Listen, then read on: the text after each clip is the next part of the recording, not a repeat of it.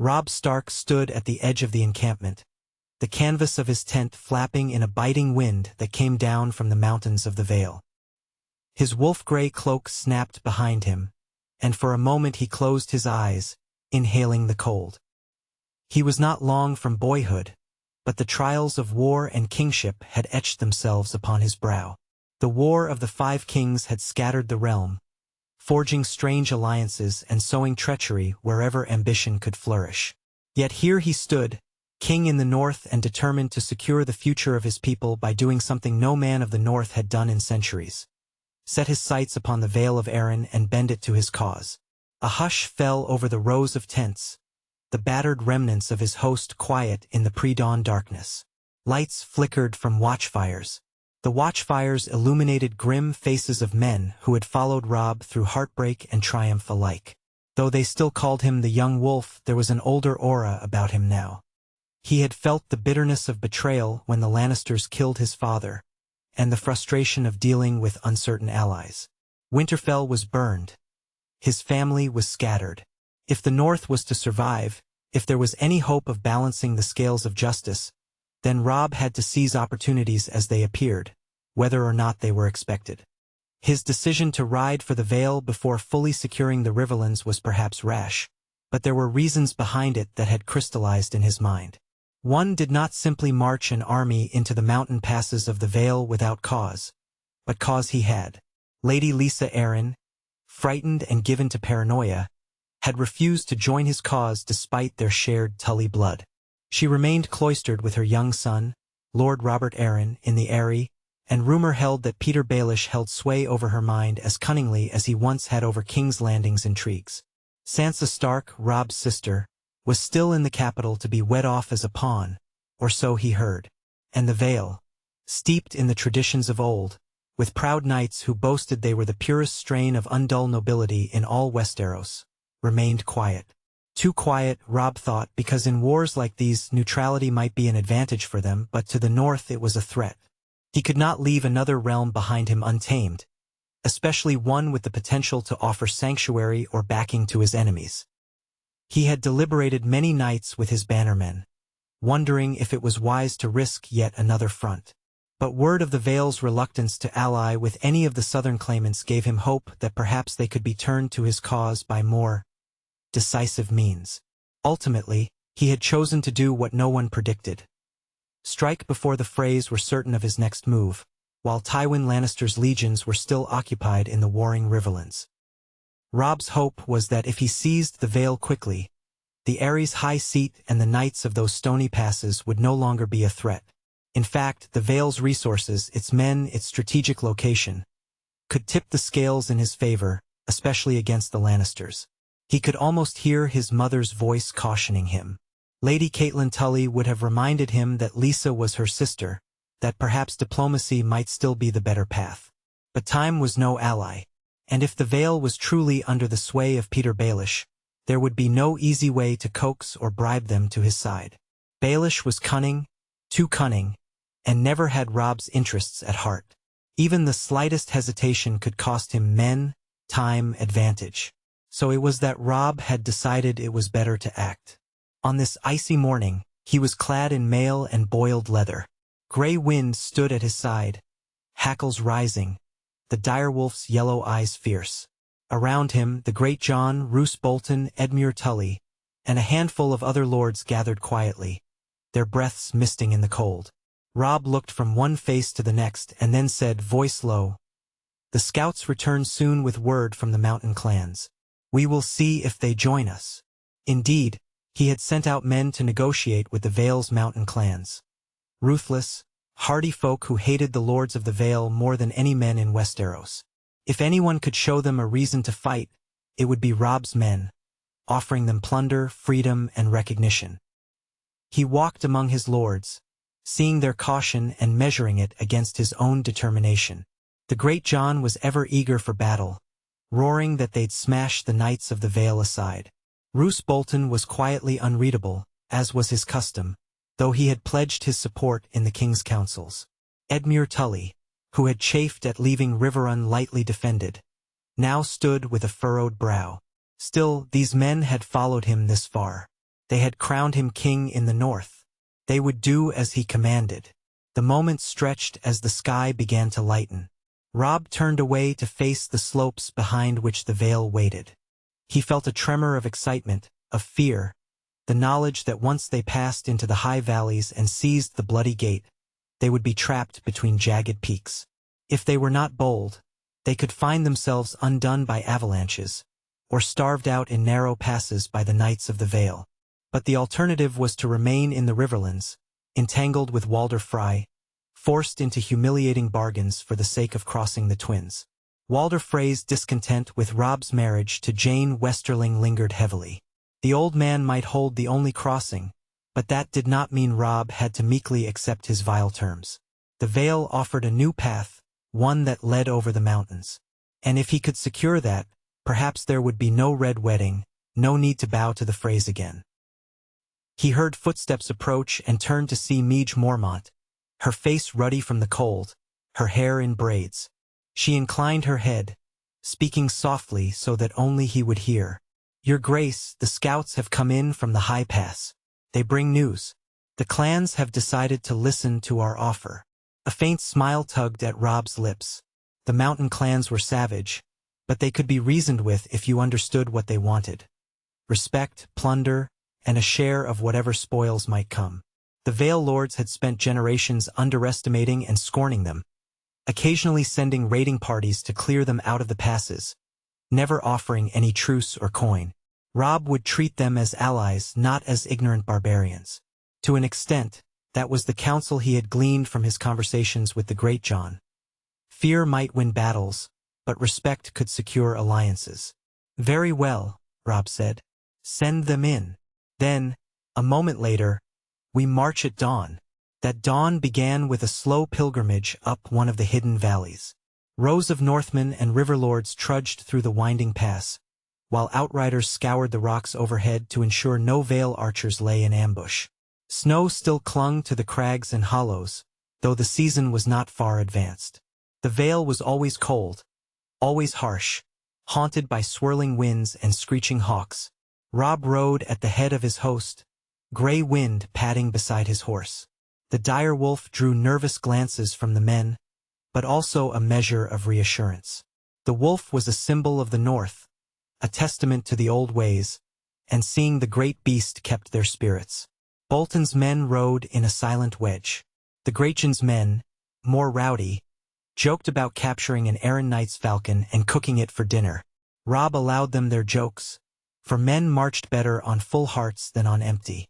But he also made sure to keep order. Too many times had a moment of levity spilled over into casual cruelty.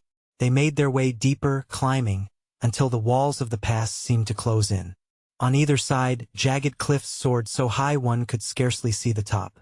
Robb remembered hearing, as a child, that the Vale was almost impregnable if its defenders commanded the bloody gate. He had also heard of the Eyrie's high perch, so lofty that it was said an army could starve at the foot of the mountains for a year and not breach the fortress. But Robb had come prepared with cunning as well as force. If the direct route was barred, there might be other ways. The mountain clans would guide them, and if all else failed, the threat of total war might be enough to unseat Lysa Arryn's reluctance. They came to a point where the pass widened slightly. Gray Wind's ears pricked, and Robb lifted his hand, signaling a halt. Quiet fell, and the sounds of shifting armor and restless horses rustled behind him.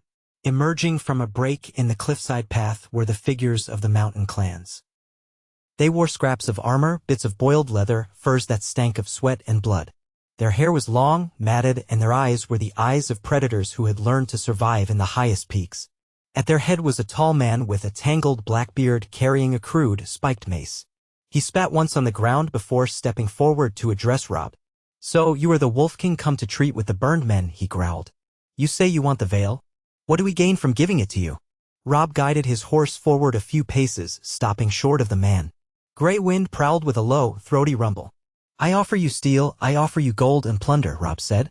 "The lords of the Vale have shown you no mercy. They starve you out, hunt you, drive you from their fields. I would have peace with you." He spoke carefully, for he knew that the mountain clans took everything as a point of pride. If we are victorious, the Vale's lands will be open for all who aided me. No knights will scour your homes, no sellswords will hunt your children. You will have your share of the spoils. Fight for me, and I will not forget you once I claim the Vale. If you do not fight for me, well, there are others among the clans who might be more eager to accept my help." At this, the savage's eyes narrowed. But Robb could see that the lure of plunder and recognition appealed. The men at the clansman's back murmured among themselves, eyes flicking from the large host behind Robb to the dire wolf pacing at his side. "Your father was Eddard Stark," the clansman said. "We heard he was an honorable man." "The most honorable," Robb replied. The clansman nodded, grunting. "We will follow if you prove as honorable. But if you betray us, we will flay your men and wear their skins." It was a direct threat, accompanied by a grunt of acceptance that, in the clan's way, signaled they would come. He bowed with surprising rough courtesy, then gestured behind him, shouting for his men to make way. Robb suppressed a shudder. Honor was all well and good, but these men were savage. Yet they would be necessary in what was to come. "Then let us march together," Robb said. "We have miles to go before nightfall." So, with mountain clans at their flanks, Robb pressed on. Scouts raced ahead, checking the path to the Bloody Gate. Word came back that the Vale's watchers had not expected such a large force so soon. They had placed a token guard near the lower foothills. The real challenge, of course, was the gate, but if Robb could strike swiftly, he might open the Vale in a single day rather than remain pinned in the passes. He paused the army at midday, letting the men rest, checking the readiness of the archers and cavalry. The Great John tested the point of his sword, bellowing that he'd hack down the gate in a single blow. Robb spent his time quietly conferring with Roose Bolton, Edmure, and a few of the mountain clan leaders to finalize the plan. They would move as one, a formidable wave that the Knights of the Bloody Gate could scarcely imagine. If the Knights were taken by surprise, so much the better. If not, at least the clan's knowledge of the terrain would prove vital. By early afternoon, the wind picked up, carrying the eagle cries echoing from the heights. Robb donned his helm and prepared to move out. His heart pounded with the energy that always came before a battle. Grey Wind sensed it, prowling among the horses, snapping at the air. The direwolf's fur stood on end. Robb prayed silently to the old gods, asking for guidance and victory. He pictured his father, stoic and calm, offering some shred of silent encouragement. He thought of his mother, who would be furious if she knew he was about to start a new campaign in the Vale, but for the future of the North, for the security of his family, he had to do this. The path wound upward until it narrowed again. The mountainous terrain left them vulnerable to ambush from above, but the clans had scouted thoroughly and no enemy lurked there. Here, the pass curved, and beyond it, the fortress known as the Bloody Gate stood across the entrance to the Vale proper. Twin watchtowers flanked a fortified archway, and at a distance Robb could see movement on the walls, knights or men-at-arms bearing the Moon and Falcon banners. They must have sighted his host by now. He signaled a halt, gathering a vanguard of mounted men. The Great John, tall in the saddle, was at his side. Roose Bolton, as always quietly menacing with his pale eyes, maintained a composed expression. The clansmen fanned out to the craggy slopes, preparing to scale or flank the fortress. Edmure Tully kept a stout formation with the Riverlanders at the rear, ensuring no Vale parties would circle behind them. Even from here, Robb could sense the imposing nature of that gate. To charge headlong at it would be suicide. The defenders would pick them off with arrows or pour boiling oil from the ramparts. That was the point. The Bloody Gate had always been the Vale's strongest line of defense. But it had a vulnerability. The steep ridges on either side were accessible if one knew the hidden paths, the goat tracks used by the clans. A conventional army might never risk sending men up those uncertain trails, but these were not conventional allies.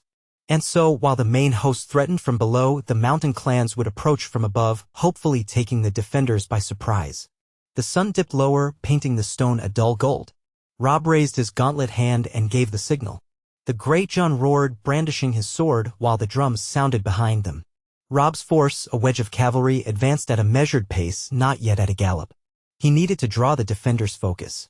As expected, arrows began to rain down. A few clattered off shields, and one lodged in a horse's flank, sending it screaming to the ground. But the pace continued. They got within 200 yards. Robb heard the hoarse commands of the Vale's captain, telling archers to steady and prepare the next volley. Another hail of arrows whistled down, dropping more men. The Great John bellowed curses. Robb kept his helm down, shield angled, letting the steel ring with each arrow's impact. Grey Wind was well behind, held back by outriders. Robb didn't want his dire wolf cut down by a stray arrow. The risk weighed heavily on him. At 100 yards they raised their shields high. Another volley. Then Robb heard the shout from above. He dared to glance toward the ridges, where dark shapes moved. The clansmen were in motion, scaling precarious paths with agility.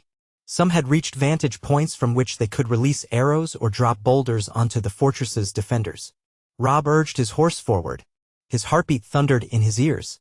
All around him, the clash of steel erupted as the front ranks reached the gate's approach, coming under direct arrow fire from murder holes.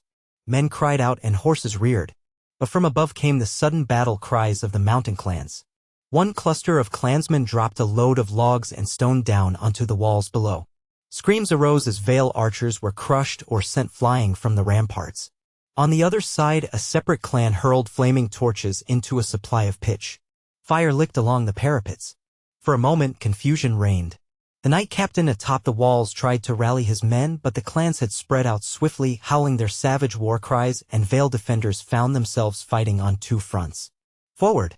Robb commanded, and the Great John repeated the order with a thunderous cry. They surged. Men battered at the gate with heavy rams while arrows hissed all around. With each blow, wood splintered, until at last, with a final crash, the gate caved inward. Robb spurred his horse through the breach. The courtyard beyond was strewn with rubble, flames licking at scaffolding. Valemen in half-plate brandished spears, trying to form a tight shield wall. The Great John crashed into them with the fury of a charging bull, scattering their formation. The clang of steel was deafening. Robb swung his sword at a spearman who lunged for his horse, cutting him down. Blood spattered on the stones. He felt the jolt of impact as another spear slid off his mail. All around him, the roar of the fight resounded, the shrieks, the clank of armor, the whinny of terrified horses. More men poured in behind him. Bolton's men moved with eerie coordination, cutting down wounded foes with mechanical efficiency. Flames spread across a wooden watchtower, the acrid smell of smoke thick in the air. Above, the clans had seized the upper levels, slaying archers or driving them down. Robb glimpsed their savage glee, spiked maces rising and falling, the Vale men crying out in terror. As the momentum of the attackers grew, the defenders' resistance began to crumble. The Vale captain tried to organize a last stand near the inner portcullis, but was quickly surrounded. He yielded with trembling hands, and a hush began to settle as those knights still living threw down their arms. Robb reined in his horse, breathing hard, face flushed with the heat of battle. The Great John was alive, though he bled from a shallow cut on his forearm. Roose Bolton was spattered with gore, his pale eyes unreadable. Edmure Tully and his men pressed through the gate soon after, having remained behind to secure the approach. In less than an hour, they had stormed the bloody gate. Robb felt grim satisfaction. The Vale lay open. The knights who survived would likely retreat further in or attempt to regroup. But for now, this crucial fortress was his. When night finally fell, torches illuminated the courtyard. The dead had been piled in one corner, and the wounded were tended to in another. Robb held audience in the main hall of the gate's fortress, where he accepted the formal surrender of the captain. The man was red-faced, clearly humiliated. But Robb, mindful of the potential for future alliances, treated him with courtesy. "You and your remaining men may remain here," he told the captain, "but they are disarmed. Those who pledge fealty to me and swear not to take up arms against me again may keep their lives. I have no wish to slaughter men needlessly." The captain, named Ser Vardy Stone, nodded reluctantly. "You have my word," he said. "But the High Steward of the Eyrie will not stand for this. Lady Lisa will not stand for this." Robb met his eyes. "Then Lady Lisa can come down from her perch to speak with me. Or I will go up and speak with her." He dismissed the captain, who was led away to ensure the surrender was carried out. That night, over a meager dinner in the main hall, Robb sat with his principal lords and the chiefs of the clans. The Great John laughed and slapped one of the clansmen on the back, praising his ferocity. Roose Bolton was silent, occasionally sipping from a cup of wine, letting a ghost of a smile cross his lips. Edmure Tully, for his part, still seemed uneasy. He had never been comfortable dealing with such savage allies, nor was he fond of going behind Lisa's back. But the conquest had begun, and they had spilled blood. There was no turning back. Robb broke bread with the chief of the burned men, who introduced himself finally as Calvarius. Calvar studied Robb's face in the flickering torchlight.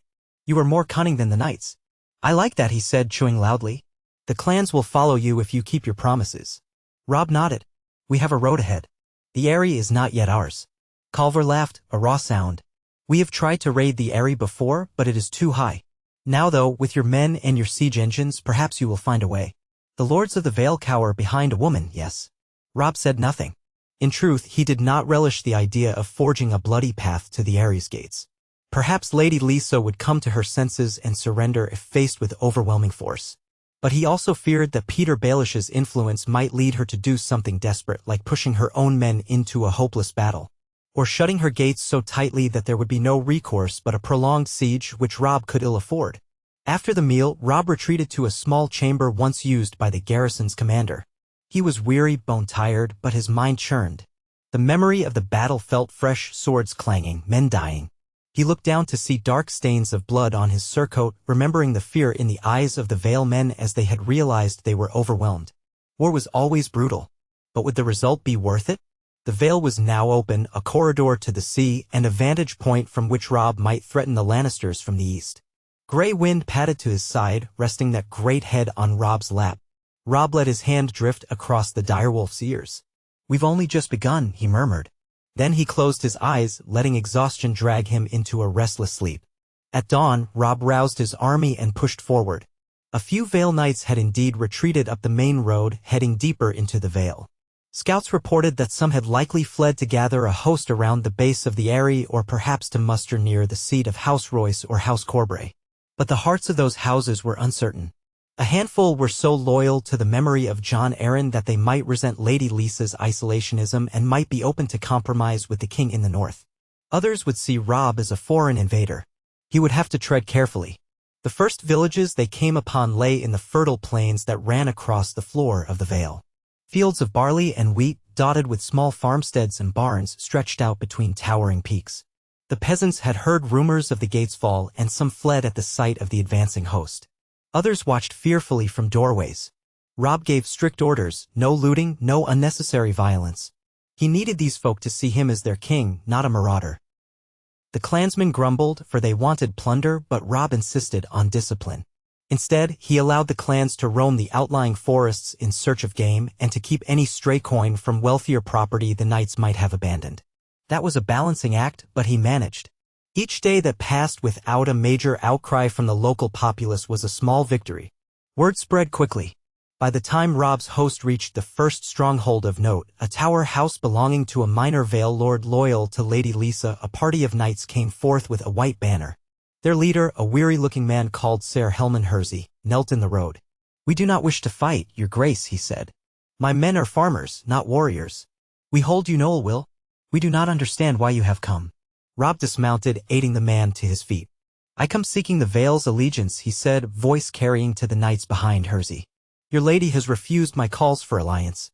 My father was a friend of Lord Arryn's. I want to unite our lands, not burn them. But I will not be turned away and forced to leave a hostile neighbor at my flank. Swear loyalty to me and I will protect you as I protect my own subjects." Ser Helman hesitated, glancing back at his men. Then he sighed. "We have lost so much since the hand died. The Vale has been adrift. If you promise to spare our people, we will not resist you." And so another piece of the Vale bent the knee. Robb's men took provisions from their stores, paid for with coin, though not always enough to satisfy the owners, but no blood was shed. This became the pattern as they advanced from one small seat to another, with men who either lacked the resources or the will to resist. Few truly wished to fight the king in the north, not with the savage mountain clans at his side and the rumor that the bloody gate had fallen in a single decisive blow. Nevertheless, resistance did arise in places. Robb's scouts uncovered a camp of Vale knights near a small lake, commanded by Ser Lyn Corbray himself. A notoriously hot-blooded warrior, Corbray had not rallied many knights to his side, but those he had were fiercely loyal. They refused negotiations. "The Vale belongs to the Arryns," Ser Lyn declared. "We will die before we betray Lady Lisa." They intended to ambush Robb's force as it passed, but Robb's outriders discovered the plan. That night, in a swift preemptive strike, the Great John and the clansmen fell upon Ser Lyn's camp. A short but brutal skirmish ended with Ser Lyn Corbray wounded but escaped, half his men dead, the rest captured. The prisoners told the same story. Lady Lisa was holed up in the Eyrie, possibly with Peter Baelish advising her. They claimed more resistance would come, but even they sounded uncertain. Under normal circumstances, Robb might have paused to rest and gather more food. But time was pressing. He knew that each passing day gave Tywin Lannister more opportunities to ravage the Riverlands and gave Walder Frey more reason to stir up trouble behind his back. So he pushed on, deeper into the Vale, determined to force Lisa's hand. He received a raven from Riverrun indicating that Walder Frey was growing increasingly irritated at Robb's new bride and at the king's refusal to come to the twins immediately. Tension simmered. But if Robb could secure the Vale, he would have another route south, by sea from Gulltown or through the mountains to the narrow coastal roads. He would no longer be reliant upon Lord Walder's goodwill. The Eyrie itself, perched atop the Giant's Lance, would be the final bastion. It was a fortress said to be impregnable.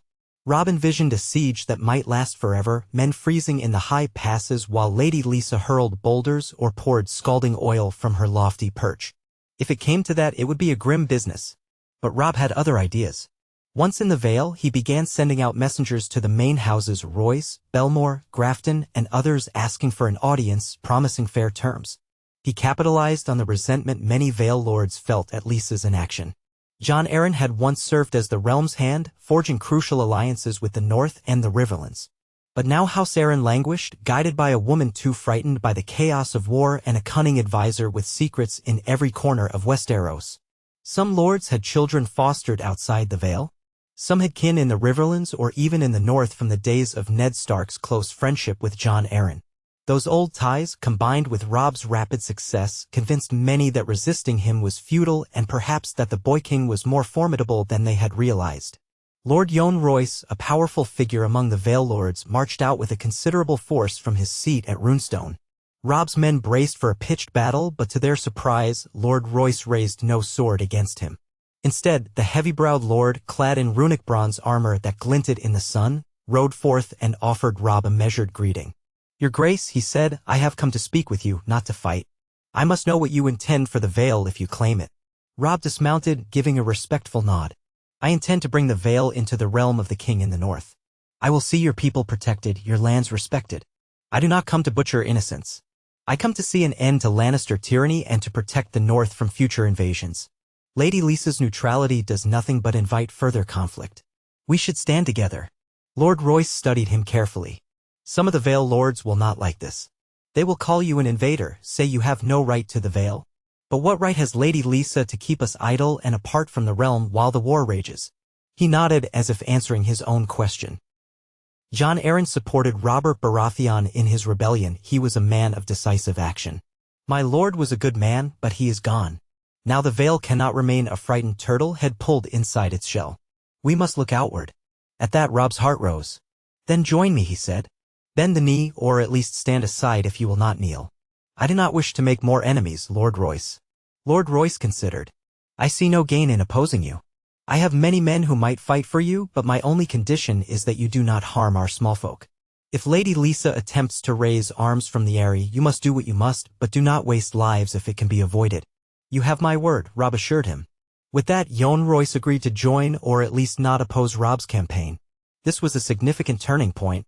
House Royce had power, especially in the eastern portion of the Vale. Their support kept other houses from uniting behind Lady Lisa. Word spread quickly that the Royces had accepted the king in the north, and one by one, other houses followed suit, some with outright support, some with uneasy neutrality. The crows flew day and night, bearing messages from keep to keep, telling of the swift collapse of the Vale's lines of defense. Finally, the day came when Robb stood at the foot of the mountains that led to the Eyrie.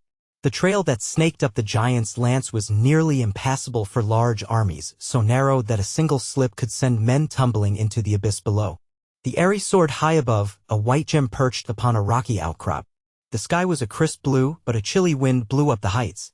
Even in summer, snow could fall up there. Robb gazed upward, feeling a strange twinge of awe.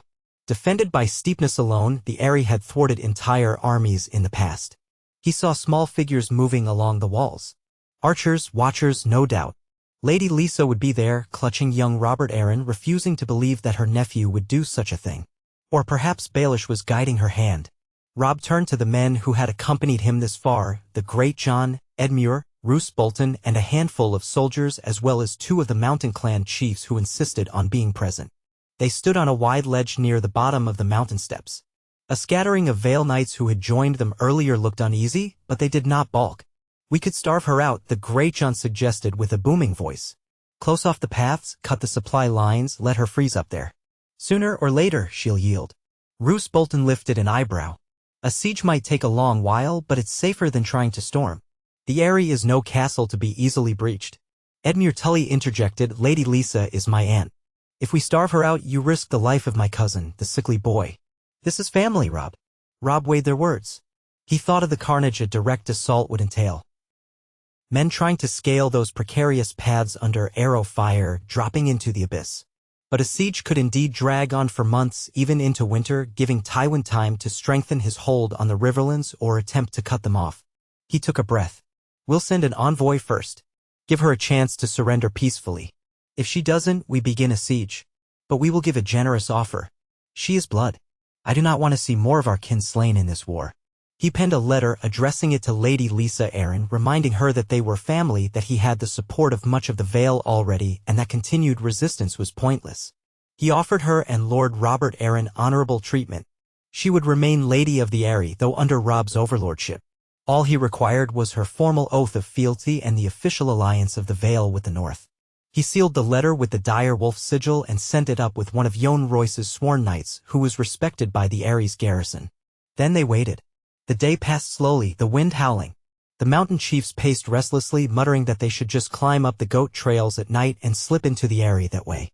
The great John drank and told jokes in his booming voice, but even he grew impatient. Edmure fussed about the conditions back in the Riverlands, worried about the Freys. Night fell, cold and quiet. The Eyrie looked like a lantern high above, torches flickering in the windows as if it were a star descended to the mountaintop. Robb stared at it, remembering his father's stories of visiting Jon Arryn as a youth. The old Eyrie had once welcomed Ned Stark. Now the gates were barred to Ned's son. That realization brought an ache to Robb's chest. Morning came, and the knight returned, looking shaken. He dismounted and bowed to Robb. Your Grace, Lady Lisa gave me a letter for you. He held it out, the wax seal stamped with the moon and falcon of Arryn. Robb broke the seal, scanning the contents. Lady Lisa's handwriting was uneven, frantic in places. She demanded that Robb leave the Vale immediately, labeling him an invader, a usurper of her son's birthright. She threatened that if he did not depart, the wrath of the Eyries' defenders would be unleashed. She also pleaded, in the same letter, for him to recall how they were kin, insisting he could not possibly mean her or her boy harm. The contradictions were enough to make Robb's head spin. But it was clear she had no intention of peaceful surrender. Robb's jaw tightened. He handed the letter to Edmure, who grimaced. She is terrified, Edmure said, but under that fear is a refusal to see reason. The great John spat on the ground. We can't reason with that. Let's get on with it. Roose Bolton turned to Robb. A siege then. Robb stared up at the fortress. He thought of how precarious it would be, how men might starve in the passes. He also thought of time slipping away. We begin a siege, he said at last. But we will keep Parley open. Lisa might yet come to her senses. And so, the siege of the Eyrie began. It was less a siege than a blockade of the narrow mountain paths. Robb stationed men along each approach, ensuring that no supply caravans could pass. They scoured the hidden trails, posted archers at vantage points, and set watchers day and night. Winter was still months off, but the nights at that altitude grew bitterly cold and the men huddled around fires, cloaks wrapped tight. The mountain clans were more comfortable. They built small camps in the crags, used to that environment. They watched the Eyries' heights with hungry eyes, muttering that they would be the first to taste the spoils if the fortress fell. Days turned into a week, then two. Ravens flew overhead from time to time, but no messages came from Lisa. One dawn, a boulder came hurtling down from the fortress's heights, crashing near one of Robb's outposts. He ordered his men to withdraw farther, out of range of such crude projectiles, but that reduced the blockade's effectiveness. Still, food would run out eventually in the Eyrie. The question was whether they had stores enough to last until winter, and whether Robb's men could hold these heights without succumbing to disease or the elements. To keep morale up, Robb cycled men in and out of the blockade, letting some rest in the lower Vale where the land was calmer. He also kept lines of communication open with the Vale lords who had joined him. They sent provisions up to keep his forces supplied. As the weeks passed, occasional Vale knights attempted to ride up, claiming they wished to reinforce the Eyrie but were turned away by Robb's men. Some knights tried to slip through the goat paths, but the mountain clans hunted them down. A few small skirmishes flared, and each time Robb's blockade held firm. Yet for Robb it was an uneasy time. He had hammered out a measure of peace behind him, but only so far. Walder Frey's protests were growing louder, and Tywin Lannister was rumored to be rallying troops near Harrenhal. The Red Wedding, that dire possibility, loomed in the back of Robb's mind. He had offended Walder Frey by marrying Jane Westerling. That bridge was all but burned. If the Freys turned openly hostile, they might try to sever Robb's lines of communication or join with the Lannisters. Meanwhile, Robb had heard nothing of Sansa or Arya, and time pressed on. On the 30th day of the blockade, as Robb was speaking with the Great John, a horn sounded from high above. They looked up to see a lone figure standing on a balcony of the Eyrie waving a cloth. A smaller figure clung to her side, a child. Robb's heart clenched. Lysa and Robert Arryn. A short while later, a messenger from the fortress came stumbling down the path, escorted by an Eyrie guard. He bore a white flag and approached Robb's camp. Robb met him outside, grey wind stalking at his side. The messenger was trembling and thin, as if near-starved. "Your Grace," he croaked, "Lady Lysa wishes to speak with you in person. She says you may come with no more than 10 men. You will have safe conduct." Robb's thoughts whirled. Was it a trap? Lysa could easily toss him from the moon door if she wished. But if she genuinely wanted to negotiate, this was the chance. He turned to his lords, seeing caution and also a glimmer of hope on their faces. Edmure clutched his arm. "She wouldn't harm you, Robb. Your kin. And there is her son, your cousin. She wouldn't murder the king in the north in front of the boy.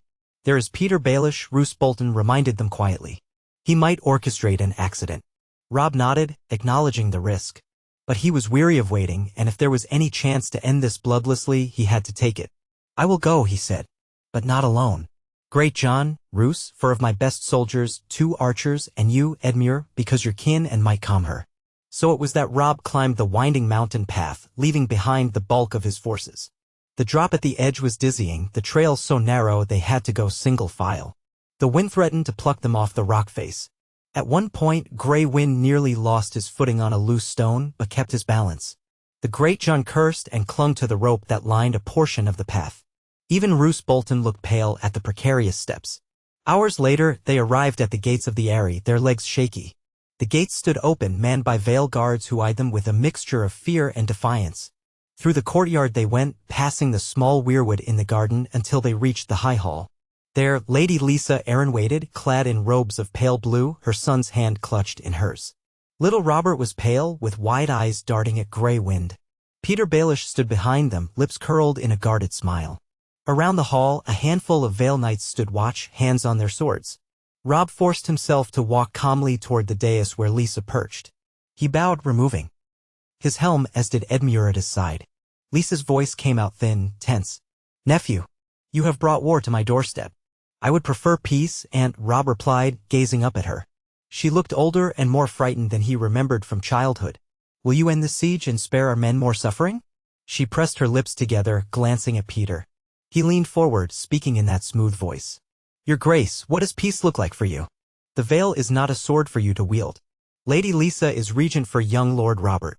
If you truly wish for a peaceful resolution, you must withdraw your forces. The Vale should remain independent to safeguard the boy's rightful rule." Robb's anger simmered, but he kept it in check. "This is not about snatching away Robert's rights. The Vale is a proud land, and I respect that. But the war is not over. We face the Lannisters who destroyed my father. To remain neutral is to side with them, for it weakens our cause. I cannot allow that." Baelish's eyes narrowed. "You speak of your father, Ned Stark, my old friend. He was dear to me as well. I would never side with the Lannisters." His mouth twisted as if tasting a lie. "But the Vale is not the Riverlands, nor the North. Why should we spill our blood for your cause?" "Because the Lannisters will not stop with the Riverlands," Robb said, voice rising. "Because Tywin Lannister wants the entire realm in his grip, and once he subdues the Riverlands, he will not hesitate to come for the Eyrie. Because my father trusted your sincerity, Lord Baelish, once, and it got him betrayed. And because we share blood, Aunt Lysa. My mother is your sister. I have not come as a tyrant to subjugate you, but as kin to ask you to honor our bond." Lysa's cheeks flushed. "You speak of bonds. I remember how little the North did for my sweet sister when all these troubles began. You speak of father's memory, but where was he when the Vale needed him after my husband died? Dead, thanks to those Lannisters, that's where. And now you come with an army forcing me to yield." She trembled, her voice taking on a hysterical edge. "My sweet Robin is ill. He must not be upset." Edmure stepped forward, trying to project calm. "Aunt, please, listen to reason. The boy is not safe if the war continues to rage. Think of how exposed you'd be if Tywin or even Stannis turned their eyes here. You need allies, strong allies, not the illusions of neutrality. And the king in the north is a strong ally," Baelish said softly, almost mocking. "Stronger than the Iron Throne, with its gold and armies?" My lady, consider well. Robb realized the man was trying to sow doubt. He spoke, directing his words to Lisa. Walder Frey is likely to betray me soon. The Lannisters are on the march. If you do not stand with me and I fall, who will defend you then? The Lannisters, who killed your beloved Lord Arryn. They will name your boy a traitor, and the Vale will bow to Casterly Rock. Is that truly what you want? Lisa twisted her hands, trembling. Peter placed a hand on her shoulder, speaking into her ear. She nodded quickly, her eyes darting. Then she turned back to Robb. You leave me no choice, she said, voice quavering. You come here, you lay siege to my home, threaten to starve my son. How can I trust anything you say? Peter Baelish smiled his silken smile. Perhaps there is a way to build trust. A marriage, perhaps? I hear you are already wed, your grace, but alliances can be forged in other ways. Perhaps Lord Robert could be fostered in the north, guaranteeing his safety and forging an unbreakable bond. He let the words linger, clearly hoping it would set Lisa's mind ablaze with fear or curiosity. Before Lisa could speak, Robb said sharply, the time for cunning ploys is past, Baelish. I offer you one final chance. Lady Lisa, swear fealty to me. Acknowledge me as your protector. I will let you remain Lady of the Eyrie, and Robert Arryn shall remain Lord of the Vale, under my overlordship. In return, you and your knights will join my cause against the Lannisters, and the Vale will be safe. That is the only way this ends without blood. A tense silence descended. Lisa stared at Robb, her eyes glistening with tears, while Robert whimpered softly at her side. Peter Baelish's expression darkened. For a moment, no one spoke. The Grey John, behind Robb, gripped a sword, ready for the worst. Roose Bolton stood expressionless, though his pale eyes flickered at Peter, anticipating treachery. Lisa spoke at last. I cannot. Her voice broke. She turned to Robert. Sweetling, do not be afraid, she murmured. Then, swallowing, she lifted her chin. I will not yield. The Vale stands alone as it always has. Be gone. If you remain, we will drive you off our mountain by any means necessary. Her defiance struck Robb like a blow. He felt disappointment, anger, sorrow all at once. So be it, he said quietly. We will maintain the siege. Peter Baelish's lips curved in a slight smirk, as if he had orchestrated all of this to frustrate Robb. He stood close to Lisa, a looming shadow behind her chair. I am sorry it has come to this, your grace. But you have chosen your path. Edmure tried to protest, but Robb shook his head. This was over. He turned, preparing to depart. Then he heard a sudden shrill cry of Robert Arryn, pointing at Grey Wind, who was growling softly. The boy began to scream. Lisa flew from her seat, backing away, eyes locked on the dire wolf. The Vale Knights tensed. Peter Baelish's hand dropped to his dagger. In that instant, Robb feared a final, desperate assault. The Great John swiftly moved to shield Robb. Roose Bolton's men drew steel. But Lisa did not order an attack, she only scooped up her boy, wailing. Baelish stared, then turned away. With cold fury, Robb and his party left the Eyries Hall and descended back to their siege lines. That night, Robb called a council of war in a cramped command tent at the foot of the mountain. They deliberated how best to take the Eyrie by force, or if it was even possible. The clansmen insisted they could scale the heights, slip inside from the back. Roose Bolton favored a methodical blockade, starving out the defenders. Edmure proposed continuing negotiations, if only to spare Lisa's life. The Great John, for his part, seemed equally open to an all-out attack or a blockade, just so long as the matter was resolved quickly. Robb stared at a crude map of the Eyries' approach, feeling the weight of leadership like an anvil on his chest. We do not have the men or the resources for a prolonged siege. We cannot build proper siege engines on these sheer slopes. My father always said the Eyrie can only be taken by guile, not by force. Roose Bolton said softly, then guile it must be. Robb turned to the mountain chiefs. Are there other ways in? A postern gate, a hidden path? Kulvar, the chief of the burned men, shrugged. There are cracks in the mountain, tunnels in the rock. But the Eyrie is perched higher still. You might manage to slip a small group inside, but not an army. And even a small group would face certain doom if discovered. The Great John scoffed. I'd fight 100 knights if I had to, but not on a narrow ledge 1,000 feet up. A hush descended. Robb closed his eyes, recalling every story he had ever heard about the Eyrie. Then a memory. His father once told him about a narrow, treacherous climb from the Eyrie to the mountain below, a path used only by the most foolhardy or skilled climbers. If one were to scale it in secret, but that was madness. Still, Peter Baelish was cunning, and if Lisa had no intention of surrender, the stalemate might drag on until the snows fell, dooming Robb's campaign. He had to do something daring. We will continue the blockade for a short while longer, he decided, but we will begin preparations for a covert infiltration. Perhaps we can reach Lisa before the knights even realize we're inside. His lords exchanged nervous looks, but none contradicted him. They could all see the writing on the wall. Time was short and the Eyrie had to fall.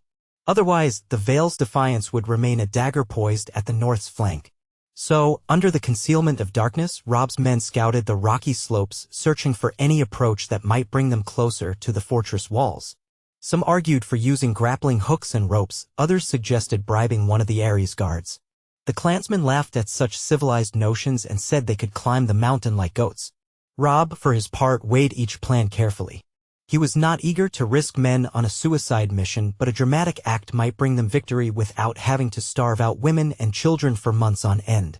Days passed, and each dawn, Robb rose hoping for a sign of Lisa's surrender, but none came. Instead, they saw occasional glimpses of guards on the walls or heard the distant cries of the Eyrie's watchers. The blockade was holding, no supplies entered, no one left. Sooner or later, desperation would set in. But that also made them more dangerous. At last, the night came when Robb resolved to act. The scouts had found a goat trail that ascended partway, leading to a sheer cliff face beneath one of the Eyrie's lesser towers. If men could climb that cliff with ropes, they might slip inside through a sally port that rumor claimed was rarely guarded. If they surprised the watch, they could open the main gates from within. It was a plan fraught with peril, but it was the best they had. Robb chose 24 men for this mission, the clansmen who knew the mountains well, a handful of his best soldiers, and himself. The Great John argued to come, but Robb insisted the Great John remain behind to command the blockade in the event something went wrong.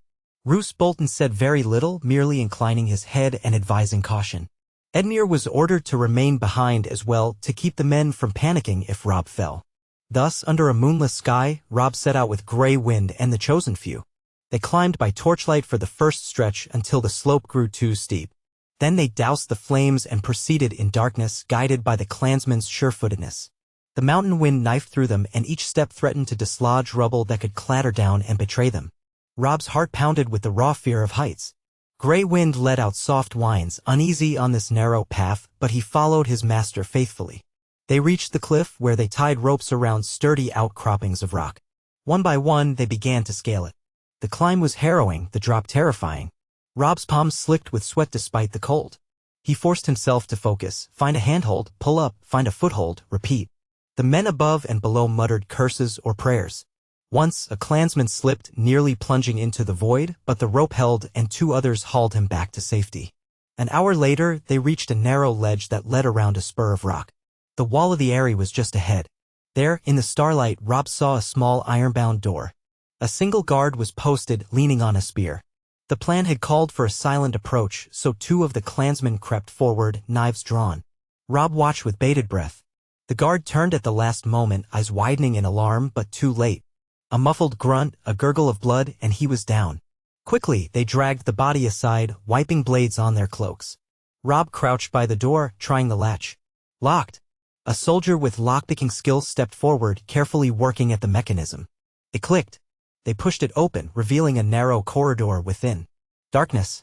Robb signaled the men inside. Hearts pounding, they advanced, footsteps echoing on the stone.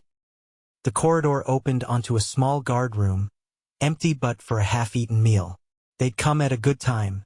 Perhaps the watch had changed. Another corridor led upward.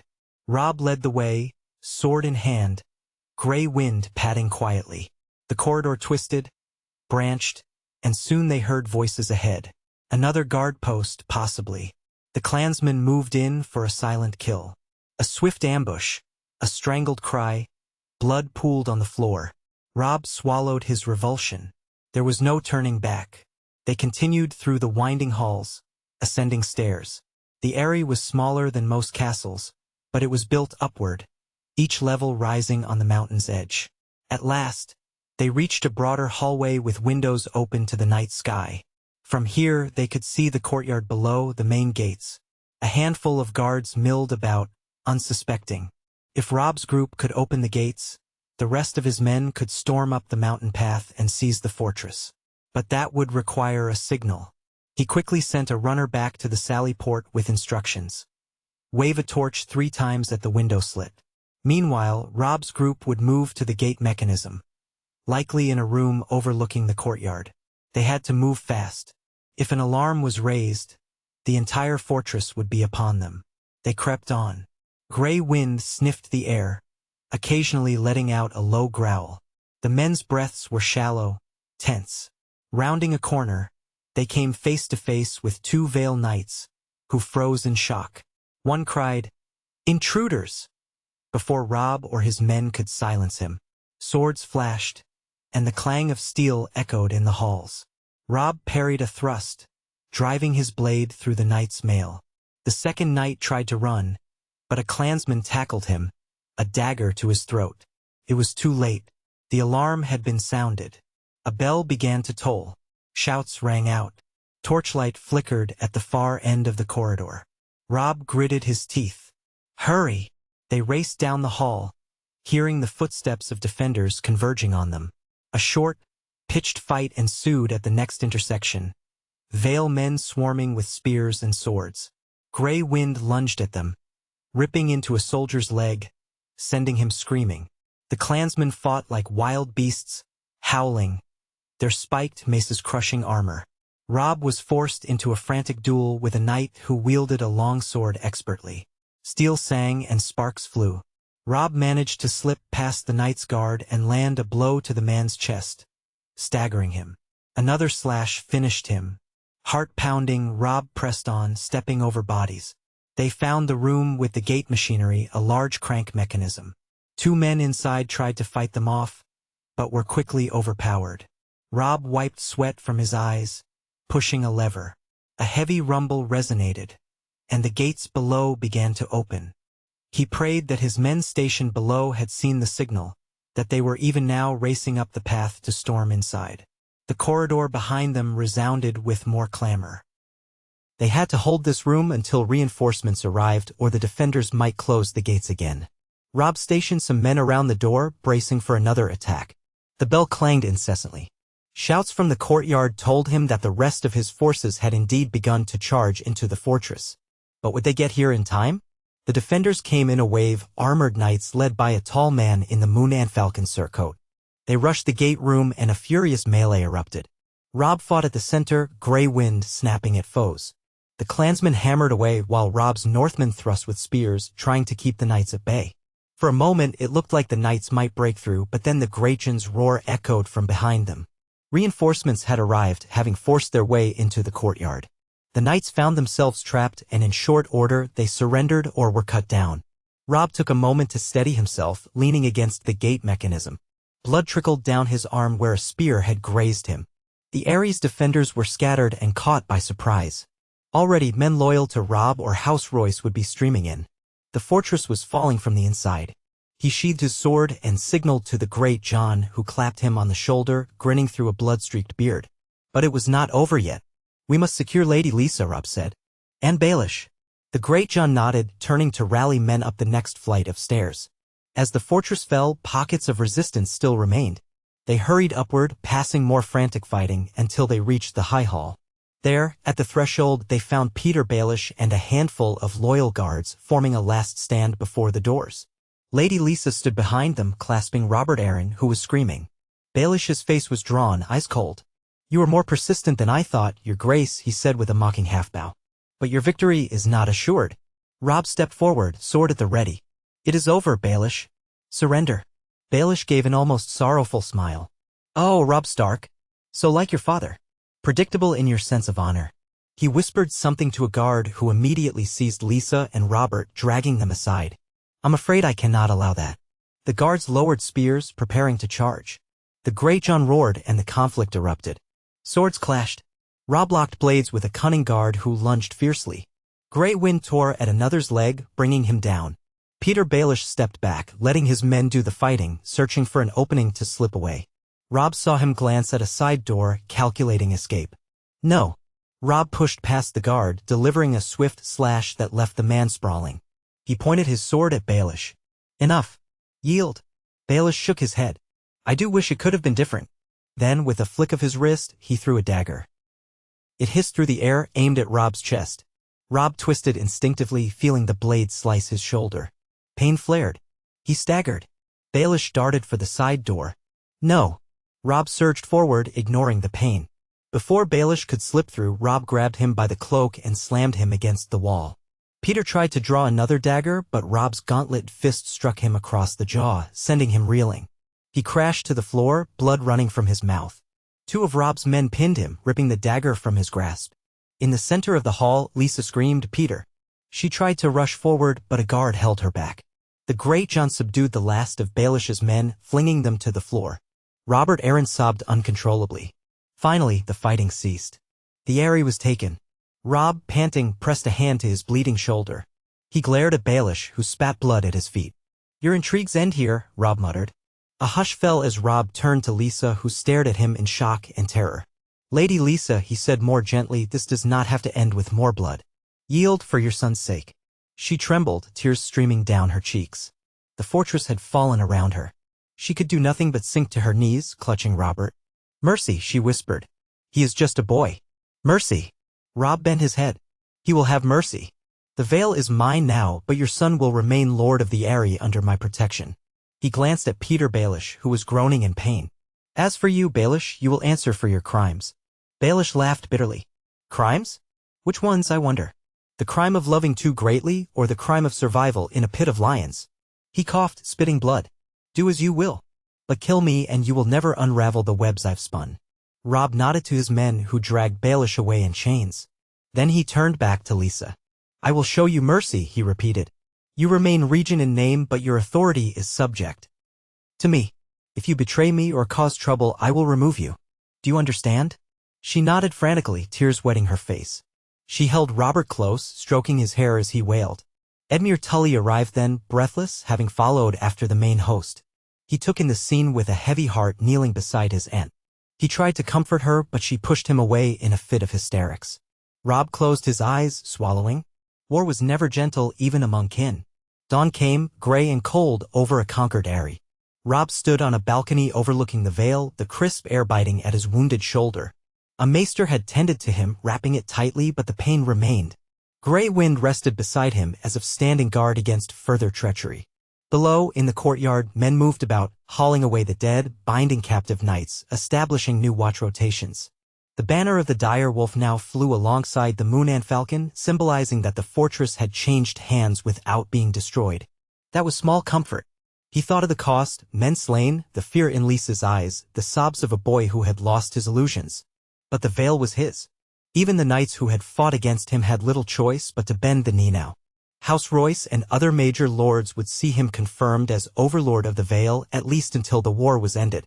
He had done the unthinkable, conquered the Vale of Arryn. And with this, he had a new front against the Lannisters as well as a secure rear. He would not need to grovel before Walder fright across the Twins. He could march or sail from the Vale's ports. The North and the Vale were now united under his banner.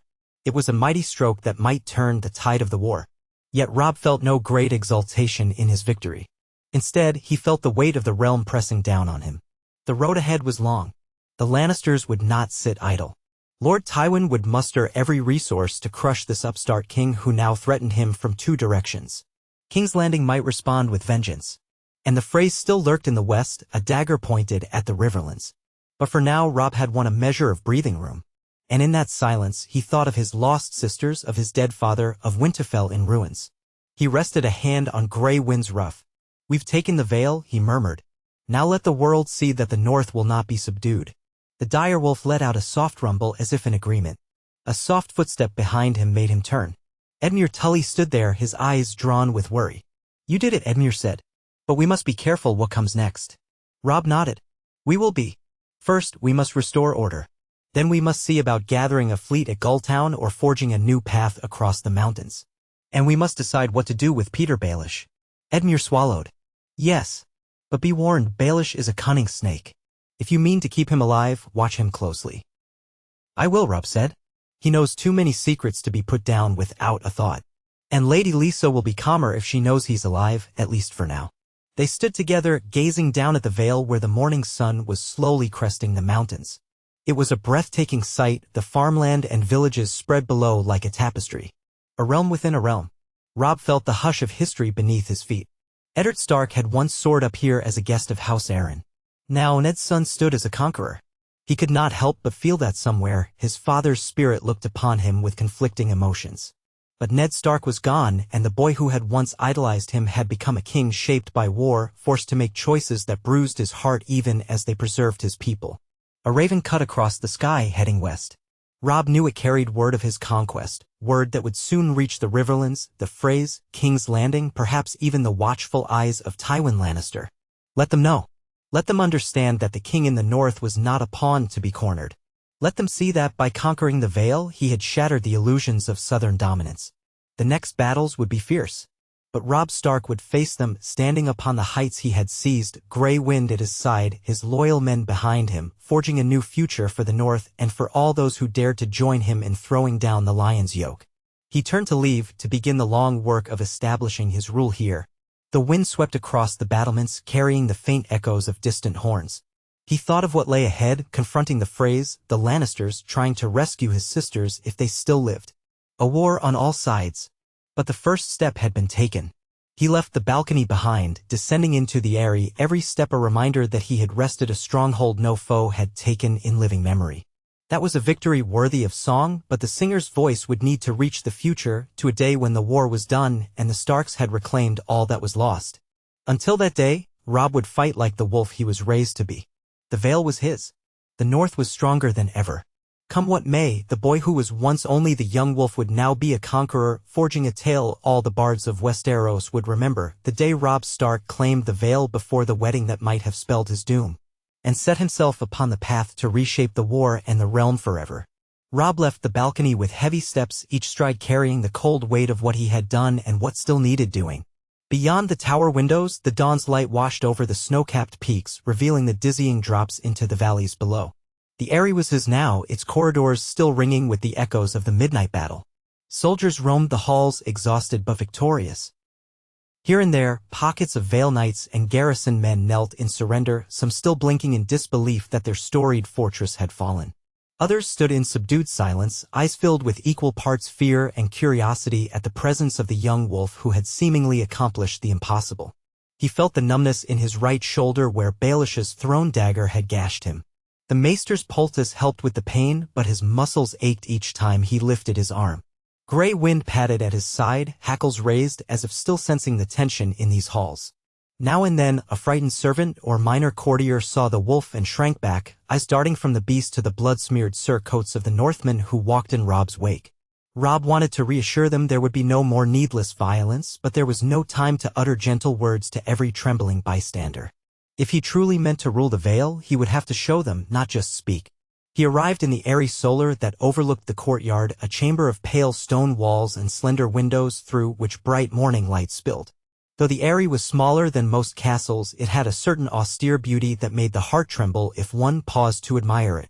Robb could see squares of flat stone below, once the site of the Eyrie's quiet gatherings, now teeming with Northmen, Riverlanders, and a ragged group of mountain clan warriors.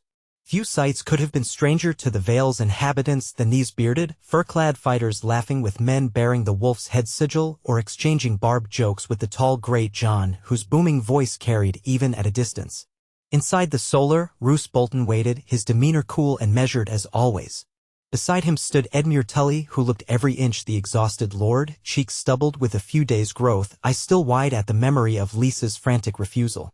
The Great John loomed in a corner, crossing his arms with a grin that remained feral even at rest. Around them stood a handful of captains, those Robb trusted with the reorganization of the Eyrie's defenses. They spoke in hushed voices, but fell silent the moment they saw him. Robb noticed Baelish's absence. Peter was secured in a dungeon cell one floor below, bound and gagged to prevent him from spinning any cunning tale that might sway a guard's heart. Robb had yet to decide Baelish's ultimate fate. The man was too dangerous to release and too knowledgeable to kill without consideration. Lisa had spent the early hours weeping and screaming, alternating between cursing Robb as a usurper and begging for Robert's safety. The boy had been given milk of the poppy to calm him and now slept under a maester's care. For the moment, at least, the fortress was quiet. He stepped into the middle of the chamber. Grey wind settled beside his feet, tongue lolling. The men waited for him to speak. He took a breath and let the gravity of the moment sink in. "We have the Vale," he said softly. "Now we must hold it. The people in these mountains cannot remain in chaos while Tywin Lannister regroups in the Riverlands. If we're going to bring this war to a just conclusion, we have to secure our position. The Great John let out a satisfied chortle. Just give us the word, your grace. We'll toss the Eyries banners over the walls and hang up the wolf's head. That'll show them who's in charge. Robb gave him a measured look. It might also sow resentment among the Vale lords who bent the knee. I don't want to conquer the Vale only to spend years fighting uprisings. We have to be smarter. He turned to Roose Bolton. We'll keep a garrison here. You suggested a rotation of men from both the north and the Riverlands. We'll ensure no house thinks we're favoring one side over the other. Does that still seem wise? Bolton inclined his head. Wise enough, your grace. Though be careful that too many men from the Riverlands might claim the Eyrie as a conquest of the Tullis. The Vale lords might resent that as well. A balance is needed. We can't allow any faction to grow too strong or too proud. Edmure Tully cleared his throat. Let us not forget many Vale lords did join us willingly or at least did not oppose us in the field. Yohn Royce most notably. We should reward those who supported us. And we must not be too harsh with the others or they'll resent House Stark's rule. Robb nodded. Aye. We'll deal with that carefully. Now about Lady Lisa. She's not stable. One moment she's threatening to throw us from the moon door, the next she's wailing for mercy. I can't leave her in full control here. We have Robert Arryn to consider, but I won't place a child on the seat without guidance. Perhaps Lord Royce can act as castellan or regent if the Vale's lords accept him. We'll do it under my overlordship. Thoughts? The Great John scratched his beard. Lord Royce is the biggest dog among them, so it makes sense to set him up here. But what about the boy's mother? Won't she try something if she's left wandering the halls? Roose Bolton's pale eyes flickered. Keep her in a comfortable confinement. A gilded cage, if you will, to ensure she causes no mischief. Let her see the boy if it pleases her, but keep close watch. She can't be allowed to rule or to whisper her fears into Robert's ear day and night. Edmure pressed his lips together. She's my aunt. It feels cruel. But after her refusal, I see no alternative. If it keeps the realm stable and spares innocent lives from further war, so be it. I'll do what I can to calm her. Robb put a hand on Edmure's shoulder, offering a hint of kindness. We can let her keep her dignity. We won't humiliate her publicly. But we can't hand her the reins. She's shown she won't yield to reason. Once Robert is older, perhaps things will change. Until then, Lord Royce or one of our own men with support from the Vale's lords can oversee day-to-day rule. Grey Wind pricked his ears at the sound of distant shouting from the courtyard. Robb heard it, too, a new arrival. Moments later, one of his guards burst through the solar door, panting. Your Grace, a raven has come from Riverrun. The message bears the Tully seal. Edmure turned sharply, his face alarmed. My sister, or? The guard shook his head. I know not the details, my lord. The letter is sealed. But they said it's urgent. Robb moved swiftly to take the parchment. Breaking the wax, he scanned the contents, his features tightening as he read. Then he raised his head, gaze flicking to Edmure. Walder Frey is mustering men at the Twins, he said. He's refused to allow our outriders across the Green Fork. There's talk he might be negotiating with Tywin Lannister. The chamber filled with a low murmur of anxiety. The Great John let out a curse. We should have put that old weasel in his place long ago. Edmure paled. I was afraid of this. He's never forgiven you, Robb, for marrying Jane Westerling and breaking your betrothal. He'll do what he can to destroy us if he sees advantage in it. Robb felt a stirring of frustration. He had conquered the Vale to avoid being at the Freys' mercy, but that did not mean Walder Frey could not still trouble them, especially if the old man aligned with the Lannisters. The North's route south through the Riverlands might be harassed or blocked. Their lines of communication could be cut. It was precisely the scenario Robb had hoped to avoid, but war was never so simple. We need to secure the Riverlands, he said. And we need to ensure Tywin doesn't envelop us while we're still reeling. Roose Bolton's voice was soft. If Tywin has the Freys at his side, he could strike a devastating blow from the west while we're entangled here in the mountains. We must decide quickly how to respond. Robb set the letter aside and rubbed a hand through his auburn curls, mentally weighing the options. He had an entire Vale to pacify, an uncertain population of mountain clans who wanted more spoils, and a newly opened path to the narrow sea via Gulltown. A southern approach from the Vale might circumvent the Twins entirely, but it would require a march along the coast or a costly sea voyage. Time was short. Tywin would not sit idle.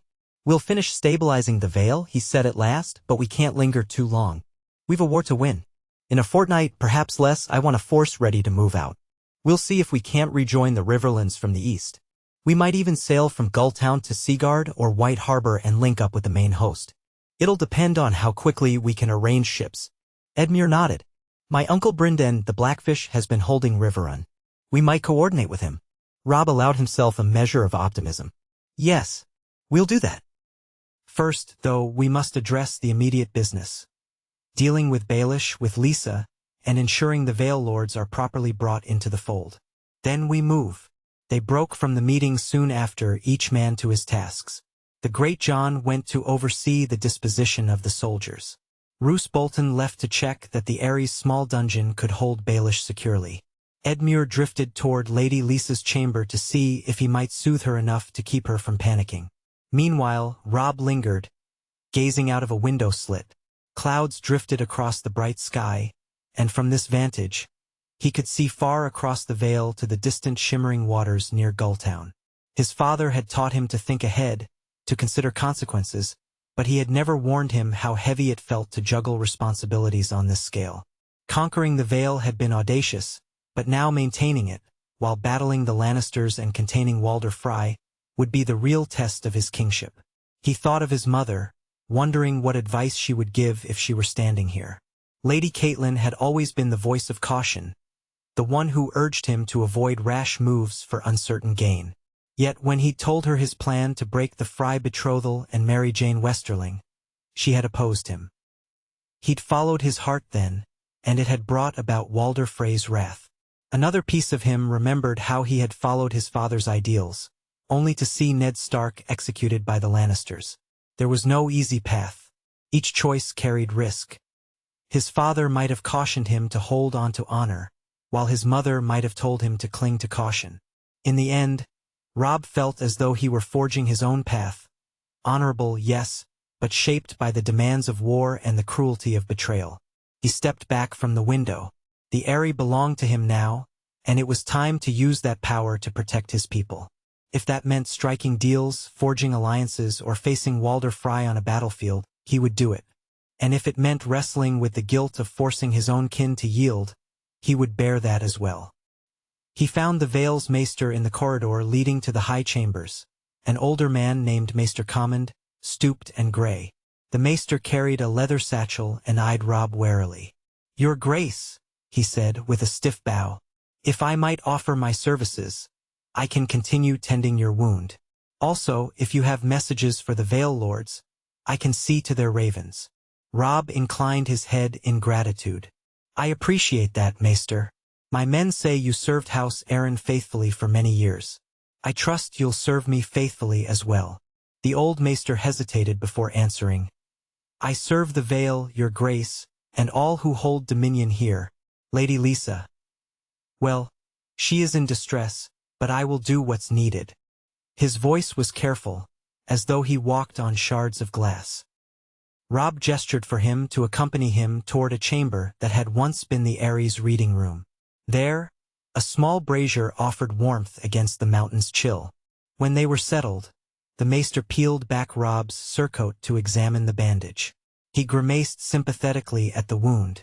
"The cut is not too deep, but watch for fever. The mountain air can be unkind to open gashes." Robb nodded, trying not to wince as the maester applied a fresh poultice. "What of Lady Lisa's mind?" he asked quietly. "Have you tended her over the past months?" A flicker of discomfort passed over the maester's face. "I have. She's easily shaken by fear. She's very protective of the boy, and Lord Baelish's counsel seemed to influence her moods. He used to speak to her in private, sometimes for hours, and afterward she'd come to me distressed or euphoric, rarely in between. It has been a difficult time for the Vale, trapped in stasis." Robb felt a pang of pity. However misguided Lisa might have been, she was clearly an unsteady woman who had latched onto the illusions Baelish spun. "I won't punish her harshly so long as she doesn't stir more trouble. We'll set up a regency with Lord Royce or another Vale Lord of standing." The maester finished tying off the bandage. "She may prove more agreeable if assured her son is safe. If she believes you might harm him, she'll lash out in whatever way she can. But if you can show her you're no threat to Robert, perhaps you can earn her cooperation." Robb nodded. "I'll keep that in mind. Thank you." He rose, testing his shoulder. The pain was tolerable, more a dull ache now. In the meantime, I'd like you to prepare letters for the major Vale houses, summoning them to a council here at the Eyrie to recognize my rule and formalize our alliance. I want to do this swiftly, within a week's time if they can manage it. The maester bowed. I will see it done. With the gate open and your men holding the passes, the ravens can still carry word swiftly. The day passed in a haze of administrative burdens. Robb trudged through each room that needed securing, conferred with the knights who had surrendered, and listened to the Grach. On's boisterous suggestions for keeping the mountain clans in check by throwing them a feast of the Vale's best livestock. He also caught glimpses of the fortress's stone sky cells, those perilous cages that jutted out from the mountainside. His father had once told him about Tyrion Lannister's time imprisoned there, or so rumor claimed. Looking down at the dizzying drop, Robb couldn't help but feel a stir of vertigo. What a terrifying place to be left alone with only the wind and the sheer emptiness between you and death. By dusk, a light snow began to fall, dusting the courtyard in pale flakes. Robb sat in the high hall, warmed by great hearths, while the captured knights of the Vale came forward one by one to pledge fealty or request leniency. He made sure to treat them with respect, only requiring they swear not to bear arms against him or the regency he would establish. For the ones who resisted or refused the oath, he kept them under guard, hoping they might come around once cooler heads prevailed. Lord Royce arrived just before the evening meal, along with a retinue of mounted men. He wore that same bronze plate etched with runic designs, a cloak of thick fur across his broad shoulders. By all accounts, his journey up the mountain had been harrowing, but he strode in, unshaken, and bowed deeply before Robb. "Your Grace," he said in his sonorous voice. "I see you have accomplished what none thought possible." Robb inclined his head. "Lord Royce, your neutrality during the conflict made it far easier. I never wished to shed Vale blood if it could be avoided." The older man looked around the hall, noting the subdued Vale knights and the Northmen standing watch. "There's no sense in clinging to illusions. House Eyrie is in disarray and the realm is at war. The Vale can't remain idle. Perhaps this is what we needed, a firm hand to guide us." He shifted his stance, eyes flicking to the grey John, who stood near the dais. Then he returned to Robb. "If you will it, I'll serve as castellan or regent for the sake of young Robert Eyrie, but it must be done with the Vale's own lords consenting. I don't wish to rule at sore point. We must come to a proper accord." Robb appreciated the directness. "That's exactly what I had in mind. I'll host a council of Vale lords here. Those who can't attend will send delegates. I'll make it clear that this union benefits all of us. Once we have agreement, I'll move on to face the Lannisters. But I'll leave enough men behind to maintain order." Lord Royce's heavy brow furrowed. "And what of Lady Lisa? She's to remain here in comfortable quarters, but not free to command. She can see her son as she wishes, but the regency will be held by you and whichever lords stand with us. Robert remains lord of the Eyrie in name, but he's still a child. In time, perhaps he'll be fit to rule directly. Until then, we need the Vale to function without fear or madness." Royce nodded as though he had expected nothing less. "Very well, Your Grace. I'll do my part. If the other lords see I stand with you, many will follow. House Eyrie commanded great loyalty in memory of Lord John Eyrie, but Lisa has spent that goodwill. Times are dire. We must be strong together." That settled, Robb called for a modest feast, enough to honor the new arrangement, though not so grand as to appear callous to the local small folk who might be short on food. The Vale had its stores, but not an overabundance. An army devouring supplies on a mountain top could be disastrous if winter closed in. Even so, the great John insisted on a barrel of ale for the men, and Robb allowed it. Morale was important, and the men had fought hard. In a corner of the hall, Roose Bolton watched everything with his usual detached composure. Robb caught the man's eye and beckoned him over. "I'd have you advise me on Baelish's fate," Robb said quietly, away from prying ears. "He's cunning and well-connected. I don't want him sowing chaos from a cell. Nor do I want to free him." Roose's voice was a whisper. "A blade in the dark would solve your problem cleanly. You can claim he tried to escape. But I expect that's not your preferred method, Your Grace." Robb frowned, mind going back to the lessons in honor his father had taught him. "No, I don't kill prisoners in the dark. But his presence is a threat if he ever regains freedom. He must answer for what he did, betraying my father in King's Landing, meddling in the Vale, sowing division. Perhaps a public trial among the Vale lords so they see the truth." Roose inclined his head. "That might sway them, though Baelish is skilled at twisting truth. Even a trial could become a stage for him. Yet, if you can gather evidence and testimonies, you might reveal the depths of his deception." Show Lisa how he manipulated her so she can't blame you for any eventual sentence. But that requires time and caution. Alternatively, you keep him locked away until after the war. Then see if the realm demands justice. Robb considered the possibilities. Let's see how the council with the Vale Lords unfolds. If they require an accounting of Baelish's treachery, we'll give it. Meanwhile, I won't let him near Lisa. Have your men guard him day and night. Make sure he can't slip messages out. Of course, your grace, Roose said, his pale eyes giving nothing away. He'll remain secure. That settled, Robb tried to push Baelish from his mind for the evening. He sat at the high table with Lord Royce, the Great John, Edmure, and a handful of lesser Vale lords who had already pledged loyalty. The mood was a strange mixture of relief and lingering tension, the local knights still grappling with the idea that Robb Stark ruled them now. But at least no fresh swords were drawn, and the ale helped the men talk or at least grunt at each other amicably. Roose Bolton ate in silence. The clansmen who had come to the feast devoured everything they could get, occasionally bickering among themselves in their guttural dialect. The Great John seemed thrilled by them, raising toasts and laughing at their wild stories. After the plates were cleared, Robb caught Edmure's concerned look. He knew they had more serious business to address: Walder Frey, Tywin Lannister, the state of Riverrun, but for tonight it might be enough to have secured the Vale. Tomorrow they would face the next storm. When the feast ended, Robb retired to the Lord's private suite. The door closed, shutting out the bustle of soldiers and the flicker of torches. He thought of Jane Westerling, now at Riverrun under his mother's protective care. He had not seen her in too long. A pang of guilt stabbed him. He had left her in a precarious situation, uncertain about the future. But it was for the best. Traveling with an army through the mountains was no life for a lady, and Walder Frey's ire would only worsen if she approached the twins in any capacity. She was safer at Riverrun, or so he hoped. He undressed with a weary sigh, ignoring the throbbing in his shoulder, and sank onto the featherbed that had once belonged to the Arryn Lords. Grey wind curled at the foot of the bed, one yellow eye half open. The direwolf had stood by him for every trial, every battle. In that presence, Robb found a sliver of comfort. He stroked the wolf's fur, letting the day's burdens settle. War called him constantly onward. Soon he would have to leave, forging a path out of these mountains to rescue the rest of the Riverlands from the Lannister grip. He prayed that the old gods might grant him enough time to manage it all before winter truly descended. If he failed, the entire North might starve, the Vale might revolt, and Tywin Lannister would gloat over the ashes of his father's dream. He slept fitfully, plagued by half-formed nightmares in which he walked narrow sky-cell ledges while voices below chanted his name or scorned him as a betrayer.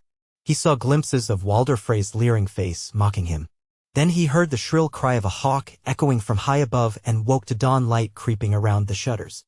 Another day had begun, and his realm needed him. He rose, dressed, and left the suite. The corridor was cold, but a servant hurried to bring him a cloak.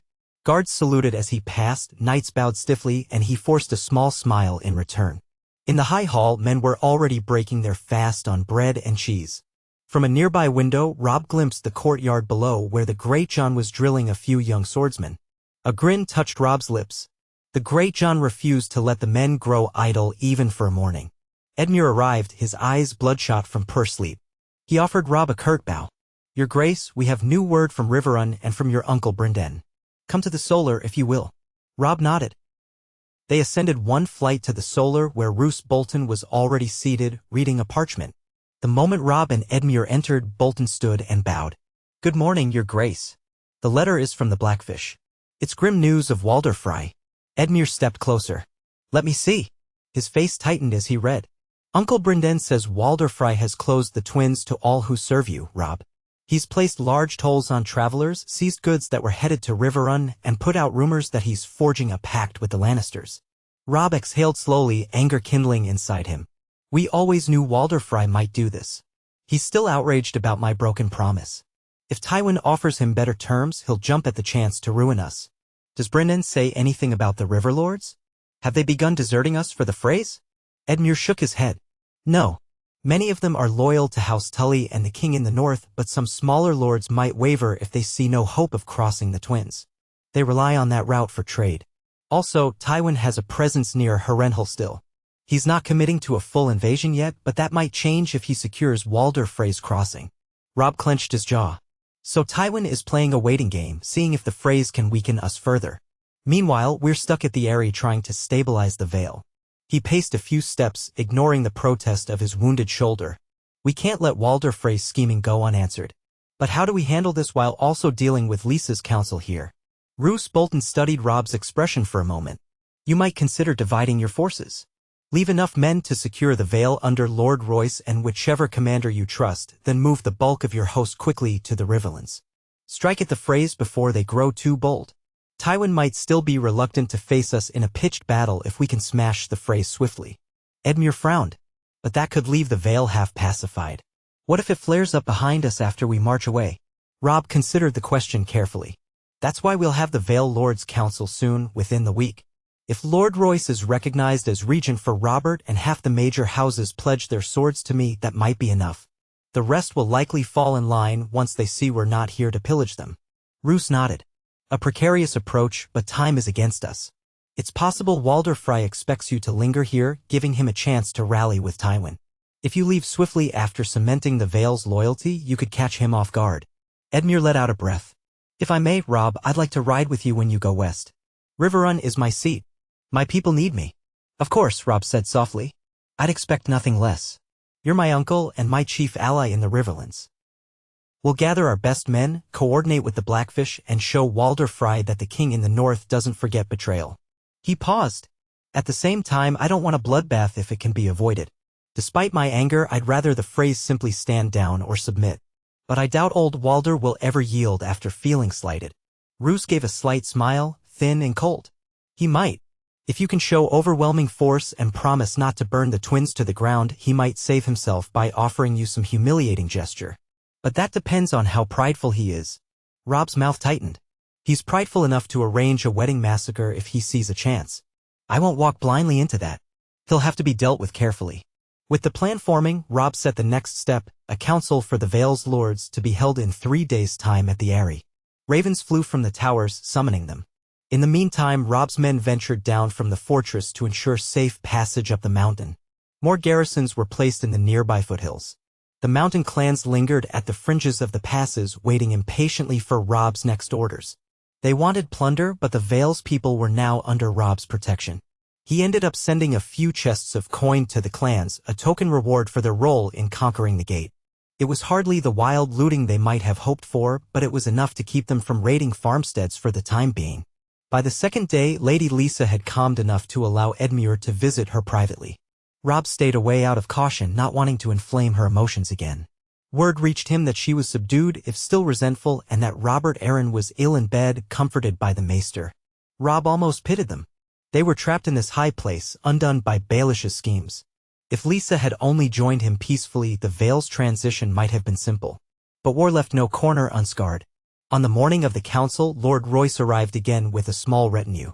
Others followed. Lord Belmore, gaunt and suspicious, Lady Anya Waynwood, erect in posture, with iron-gray hair that testified to her family's storied martial tradition, Lord Grafton from Gulltown, who had great interest in trade and shipping, and a dozen more petty lords or knights, each representing a corner of the Vale.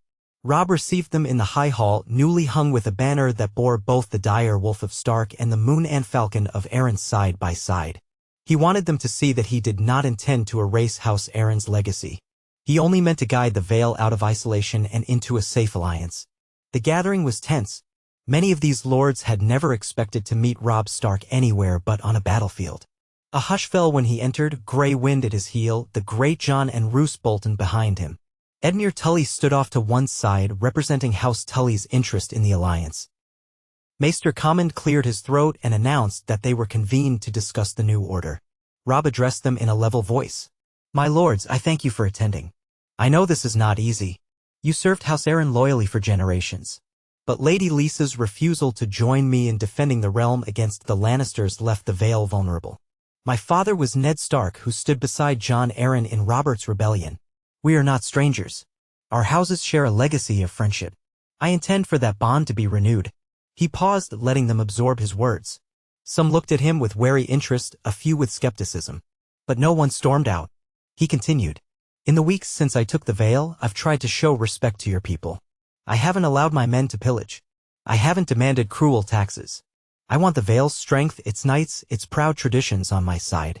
In return, I offer protection from Tywin Lannister, who won't hesitate to bring war here if he sees advantage. Under my overlordship, Robert Arryn remains the rightful lord of the Eyrie. But he's a boy, so a regent must govern. Lord Royce has expressed willingness. Others may share the responsibility. Lord Belmore cleared his throat, voice brittle.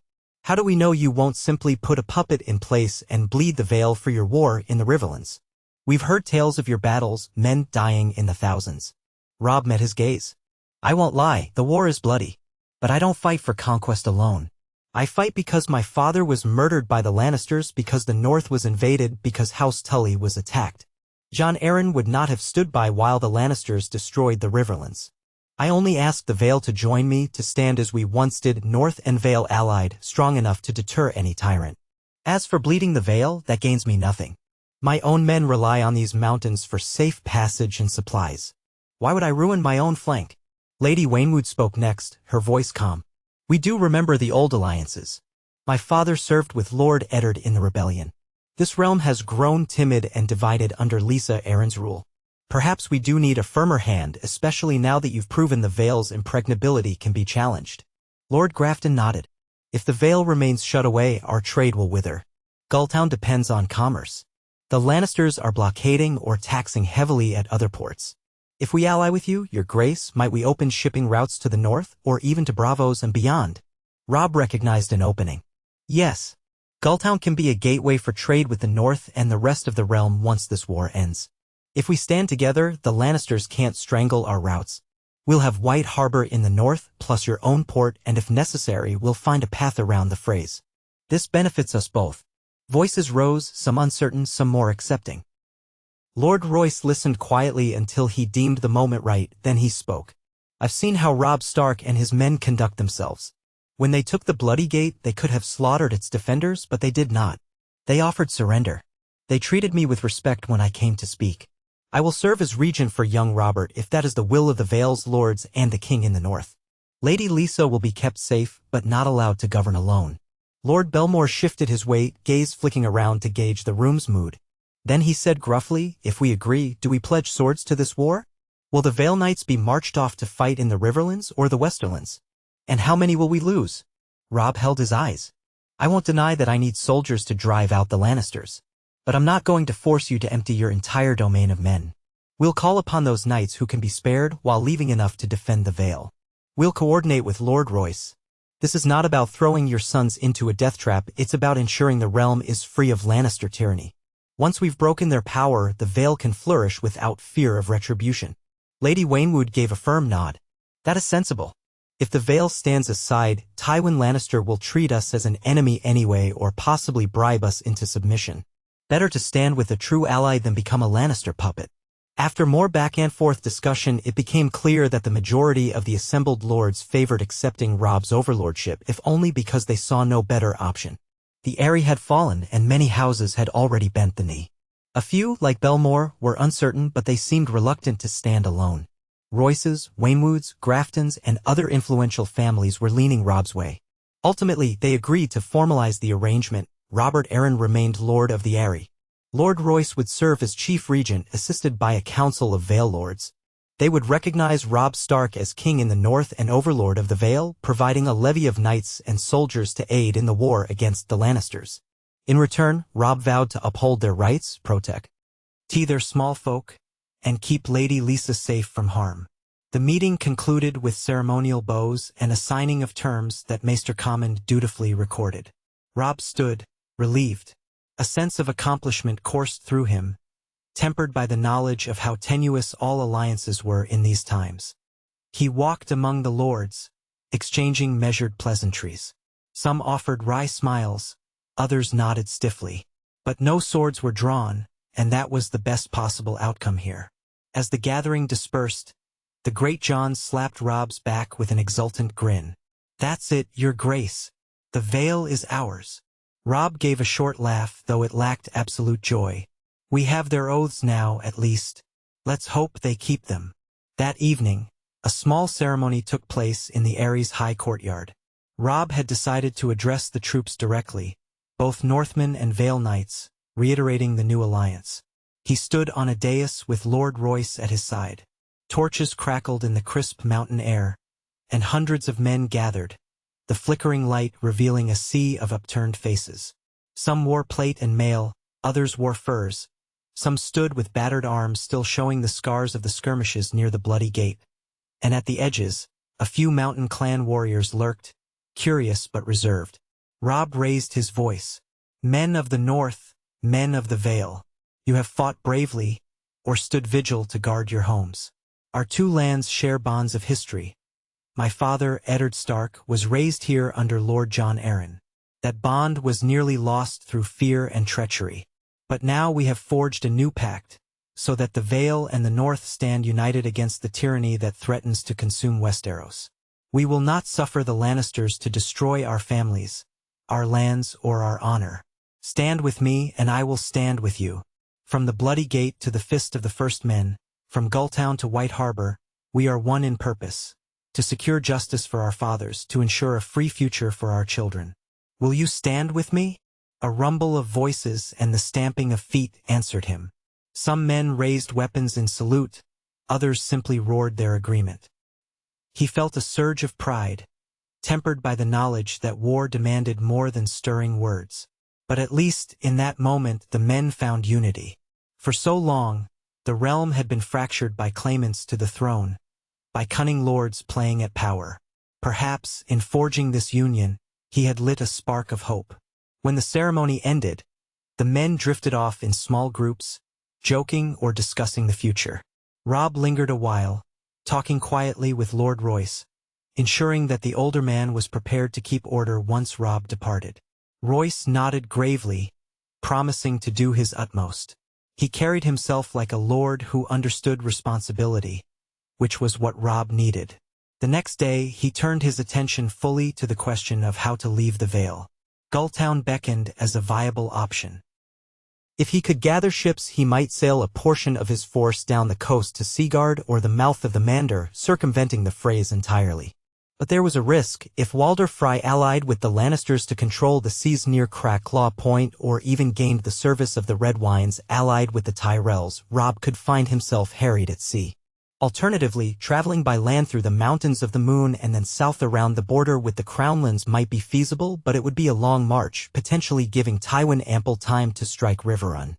A third path was a partial sea journey and partial land approach, spreading out the risk. After consulting with Edmure, Roose Bolton, and some Vale Knights who knew the terrain, Robb settled on a strategy. He would send word to the Blackfish in Riverrun, asking him to dispatch any ships or riverboats that could meet Robb's forces at Seaguard or Salthands. Meanwhile, Robb and half his army would move east to Gulltown, gather vessels there, and sail swiftly around the coast to meet the ships from Riverrun. The rest of his men, including a portion of Vale Knights, would march south under Roose Bolton's command along the mountain roads, crossing into the Riverlands near the Trident. They would converge somewhere around Ravenree Hall, ideally reuniting in time to challenge Walder Frey's hold on the crossing. If the Freys marched out to meet one of the groups, the other could strike from behind. If the Freys stayed bottled up in the Twins, they could be besieged from both sides. It was a daring plan. Splitting his forces carried dangers, especially if Tywin guessed his intentions. But Tywin could not be in two places at once, either. If the Lannisters tried to reinforce the Freys at the Twins, they might leave Harrenhal weakened, giving the Blackfish room to maneuver. War was a grand chessboard, and Robb hoped this move would outflank his cunning foes. He spent the final days in the Eyrie solidifying these arrangements, watching as Vale Lords sent out riders to gather the knights they had pledged. A portion would stay behind to protect their seats and Lady Lysa's confinement. The rest would muster along the roads to Gulltown or in the foothills where Bolton would pass. The Great John, with his rowdy Northmen, insisted on accompanying Robb by sea. Edmure Tully would as well, eager to see Riverrun again. Roose Bolton took it calmly, neither offended nor enthused. He seemed content to lead the land army, as if some private design simmered behind his unreadable eyes.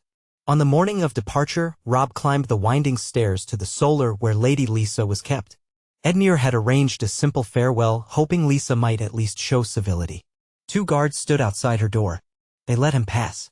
Inside, he found Lysa seated by a window, gazing bleakly at the mountains below. Robert Arryn dozed on a couch, pale and trembling even in sleep. A blanket covered him. Edmure stood near, eyeing his aunt with compassion. Robb approached carefully. Lisa glanced at him over her shoulder, her eyes rimmed with weariness. "You've come to gloat?" she said in a dull tone. He shook his head. "No. I'm leaving soon with my army. I wanted to let you know that your son will remain here, safe. Lord Royce will ensure neither he nor you come to harm. You'll have every comfort." She let out a bitter laugh. "Comfort in a prison. What comfort is that? You came like a wolf upon the fold, and now you leave my son an orphan in all but name." Robb felt a stab of guilt. "No, he isn't an orphan, and you aren't stripped of your dignity. You can still see him, teach him. But the Vale needs strong leadership, and you—" He paused, choosing his words. "You've been under grave strain. This arrangement protects everyone." She was silent for a time, stroking Robert's hair absently. "I loved your mother once," she murmured. "We were sisters. Now I hardly know her or you." Her voice trembled. "Baelish told me so many things. That you'd kill my son, that you'd devour the Vale. I believed him. Perhaps I was the fool." Edmure stepped forward gently. "Aunt, it's not too late to reconcile. When the war ends, when young Robert is of age, the Vale will stand strong again." She gave him a haunted look. "If the war ends, Westeros seems forever at war now. And Peter." She caught herself, a tear sliding down her cheek. "He always said we'd be safe if we stayed out of it. Now everything is lost." Robb's anger at Baelish flared again. The man had indeed manipulated her into a self-destructive path. But now was not the time to dwell on it. "I'm sorry it came to this," he said, keeping his tone calm. "I promise no harm will come to you or Robert. That's all I can say." She closed her eyes, nodding once. Robb glanced at Edmure, who gave him a look of pity, as if to say that Lisa's mind was too broken to fully grasp the politics swirling around her. Robb left the solar without further words. Down in the courtyard, his men were making final preparations. Packs were loaded onto horses, wagons were arranged for the steep descent, and the Great John barked instructions about how to avoid tumbling off narrow ledges. Robb conferred one last time with Lord Royce, ensuring they were on the same page about the regency. Royce bowed and promised to keep the Vale stable. Then Robb met Roose Bolton near the outer gate. Bolton would lead his host down a different path, heading south. They exchanged polite nods. "Until we meet again in the Riverlands," Bolton said, voice smooth. "May the old gods grant us swift victories." Robb clasped Bolton's forearm. He did not fully trust the Dreadfort Lord, but necessity made them allies. "Safe travels," he replied. "Avoid any major confrontation if you can, until our forces reunite." Bolton's thin smile flickered. "I won't pick battles I can't win." They parted ways. Robb led the Great John, Edmure, and a formidable column of knights, archers, and foot soldiers down the mountain passes, accompanied by a mix of Vale cavalry who would ride with him to Gulltown. Behind them came baggage wagons, along with the battered siege equipment they had lugged through the passes. A handful of Mountain Clan scouts tracked along the ridges, ensuring no ambush. The climb down was slow and treacherous, but the men were in high spirits. They felt triumphant, having seized the seemingly unconquerable. Now they marched to another campaign, fired by the sense that the king in the north could defy the odds again. The small folk watched them go from a distance. Some looked relieved, others uncertain. A few children waved half-heartedly, curiosity mingled with fear. Robb tried to appear confident, nodding to them as he passed. He prayed that, once properly governed, the Vale would recover from this upheaval. After 2 days of careful travel, they emerged onto the wide road leading to Gulltown. The Vale below offered gentler terrain, fields, and rolling hills dotted with villages. Gulls circled overhead as they neared the coast, and the smell of salt drifted on the wind. Gulltown itself soon appeared on the horizon, a bustling port city with stone walls and tall masts bristling from its harbor. Lord Grafton's seat was here, and his men had prepared for Robb's arrival, ensuring the gates stood open and the local garrison ready. When Robb's host approached the city, a crowd formed to watch the king in the north ride in. Some had never seen Northmen in such numbers. The Great John, large and loud, drew stares, as did the presence of direwolf sigils. But there were also Vale knights among them, bridging the gap in trust. Robb's men established camps outside the walls to avoid overwhelming the city. Robb himself, along with Edmure, the Great John, and a few hundred others made their way through the streets, greeted by Lord Grafton near the main square. Lord Grafton was a slender man with sharp features bearing the city's anchor sigil on his surcoat. He bowed deeply. "Your Grace, welcome to Gulltown. My men have readied what ships we can spare, though I warn you the city has not the largest fleet in Westeros." Robb dismounted, giving the lord a respectful nod. "Any ships will help. If we can supplement them with vessels from the Riverlands, we might gather enough for a swift crossing. I mean to sail soon if the weather permits." They walked together toward the docks, the Great John trailing behind, marveling at the sight of so many ships bobbing in the harbor. Gulltown's port was busy with merchant vessels, fishing boats, and a few larger cogs that might ferry soldiers. Robb surveyed them with a critical eye. "We'll need everything that can carry men or horses. The narrowest route is around Cracklaw Point to the eastern coast of the Riverlands, correct?" Lord Grafton nodded. "Aye. You can land near Seaguard or Salt Pans, depending on winds and tides. The journey might be precarious if storms blow in, but at this time of year, the sea is relatively calm." Robb turned to Edmure. "We'll send word to Riverrun that we plan to land near Seaguard. The Blackfish might dispatch riders to meet us there. Once we link up, we decide how to handle the Freys." Edmure murmured agreement, though he wore a grave expression. "Just be wary of any Lannister ships lurking. They might try to disrupt our crossing." Robb let out a quiet breath. "We'll keep lookouts. We can't let fear of Lannister raids paralyze us. We've seized our advantage, we must press it." Gulltown's docks were soon alive with activity. Longshoremen loaded fresh supplies, stable hands made ready to lead horses onto ships. The Great John oversaw the loading of men, roaring at them to avoid tangling ropes or dropping crates into the water. He seemed almost as if he belonged in a port city, relishing the hustle and noise. Robb, meanwhile, took care to ensure discipline, no drunken brawls, no mistreatment of local merchants. The Vale needed to see that these were honorable soldiers, not a horde of pillagers. It took 3 days for the ships to be fully provisioned and assigned. Some were old cargo vessels pressed into troop transport duties, others were fishing craft that could only carry a handful of soldiers, but every hull counted. At last, on a crisp morning, the sails were hoisted. Robb stood at the head of a cog named the Sea Falcon, Lord Grafton's personal ship offered for the king's use. The Great John, grinning from ear to ear, insisted on taking the deck position near the bow, waving to passers-by below. Edmure stood with a hand on the rail, gazing out at the harbor. Grey wind paced uneasily. Wolves did not favor the ocean, but the direwolf trusted Robb's presence. When the anchors were pulled, a rousing cheer went up from the men crowded on the ships. The small folk along Gulltown's wharves watched as sail after sail caught the wind, carrying the king in the north out of port. Robb felt a mixture of excitement and anxiety swirling in his gut. He had never led a naval contingent before, and the sea's unpredictability made him uneasy. But he also felt a sense of purpose. The Vale was secured behind him, its loyalty pledged. Now he would face the Freys and the Lannisters, hoping to unify his forces in the Riverlands. That path might lead him to glorious victory or to ruin. But he could not waver, too many lives depended on him. The gulls cried overhead as the coastline receded behind them, the ships rolling gently on the waves. Wind tugged at Robb's auburn hair. He looked back once, seeing the faint outline of the Vale's mountains shrouded in mist. He thought of his father again, how Ned Stark had once come south with King Robert. Now Robb traveled east, forging alliances and battles in the name of justice and independence. The realm was fractured, but each step he took might mend or shatter it further. He whispered a silent prayer to the old gods, then turned forward, eyes set on the horizon where new struggles awaited.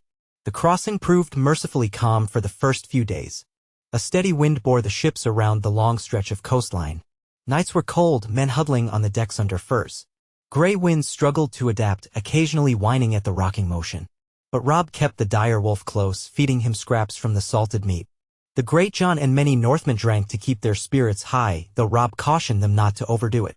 They needed to remain alert for any sign of hostile vessels.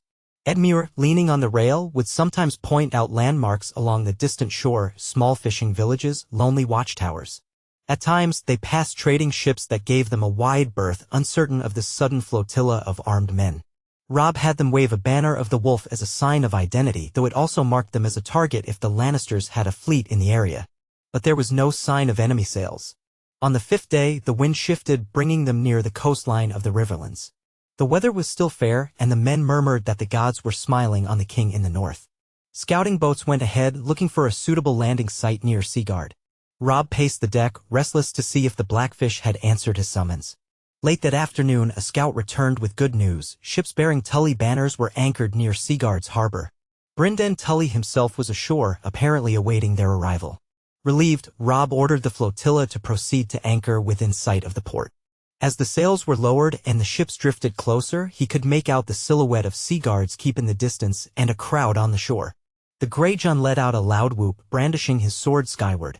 Edmure's face lit with gratitude at the mention of his uncle's name. When they made landfall, the men hurriedly disembarked, grateful to be on solid ground. Robb was among the first down the plank, Grey Wind at his side. The Greyjohn followed, slipping a bit on the wet boards but laughing it off. Edmure leapt onto the sand, scanning the gathered faces. Sure enough, there stood Brynden Blackfish Tully, clad in mail and a dark cloak pinned with the Tully fish sigil. His craggy face split into a rare smile at the sight of Edmure, then he bowed to Robb. "Your Grace," Brynden said gruffly. "You took the Vale and now you come by sea. You never cease to surprise me." Robb clasped the older man's hand. "It's good to see you, uncle. I hope your journey here was easier than ours." The Blackfish nodded. "I led a small detachment from Riverrun down the Red Fork and out to the coast. We have about 20 ships of our own, plus some men on horseback who traveled by land. Not a vast force, but enough to guard your disembarkation. We've had only minor trouble from any Lannister or Frey scouts. The Freys have been more focused on fortifying the twins." Edmure embraced his uncle, then pulled back. "How fares Riverrun? Is my father well? Has there been word from my sisters?" The Blackfish's expression grew grave. "Your father remains bedridden. His health weakens, I'm sorry to say. As for the Lannisters, they haven't pressed an assault since we beat them back some weeks past. They lurk near Harrenhal, likely waiting for an opportunity. Your sisters, well, I assume you mean Caitlin and your sister Lisa? Caitlin remains at Riverrun watching over your father. Lisa, you know, is in the Vale. As for our nieces Sansa and Arya, no certain word. Some ravens say Sansa's still in King's Landing, betrothed to some Lannister scheme. Arya, we have only rumors. No one knows for sure if she's alive." Robb's heart clenched. "We'll free Sansa if we can, once we've broken the Lannisters. But first we must deal with the Freys. I refuse to leave them at our flank. They might even attempt an offensive if Tywin supports them." The Blackfish's eyes were hard as flint. "Walder Frey's men have been raiding outlying villages, seizing goods under the pretext of controlling contraband. He's essentially strangling local trade. Many smaller lords are caught in his net, forced to pay heavy tolls just to reach markets.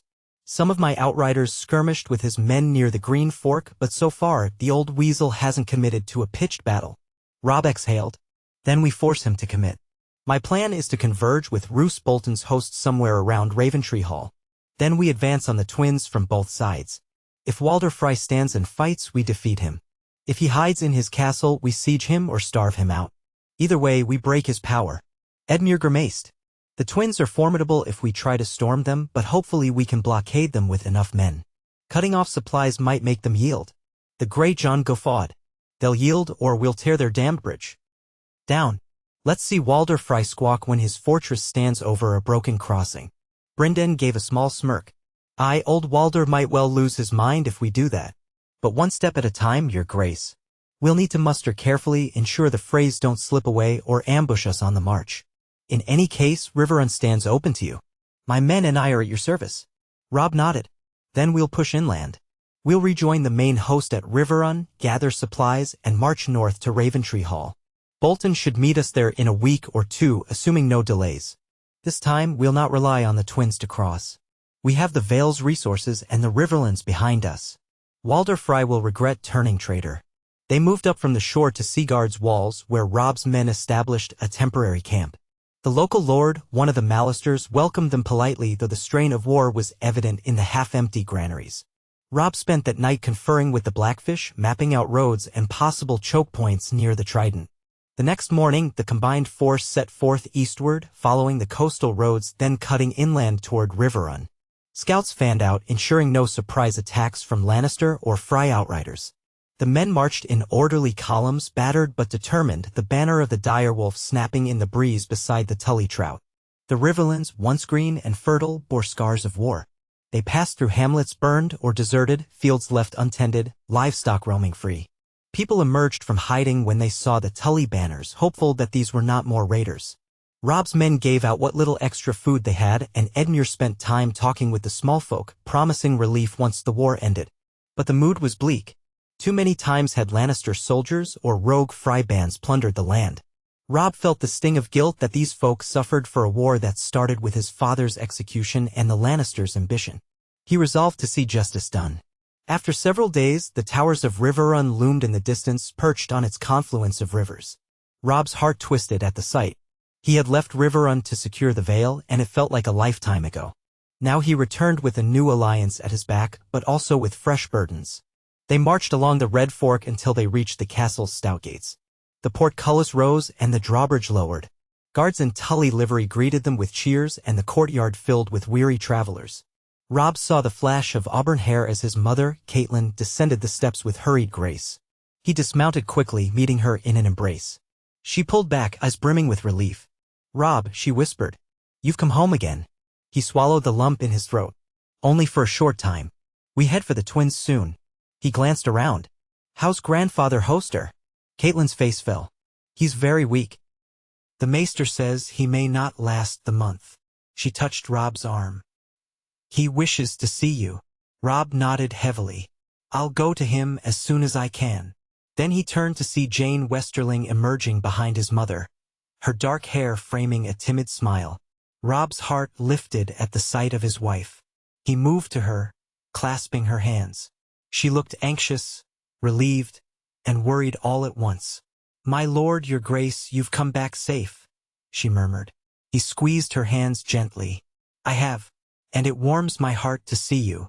He wanted to embrace her fully, to forget war and strife for a moment. But the courtyard was crowded with soldiers and onlookers. He managed a brief hug, then stepped back, mindful of decorum. She understood, offering a gentle smile tinged with sadness. "I prayed every night you would return," she said softly. Edmure greeted his mother as well, and Brynden Tully offered Catelyn a respectful nod. The Great John, standing near, boomed out pleasantries. Robb allowed them a moment of family reunion before turning to the urgent matters at hand. The courtyard thrummed with activity. Men unbuckling saddles, stable boys leading horses away, archers forming up in companies, officers conferring. Robb directed them to set up camp inside Riverrun's walls for now, or in the fields outside if space was lacking. As evening fell, Robb took a moment to see his grandfather.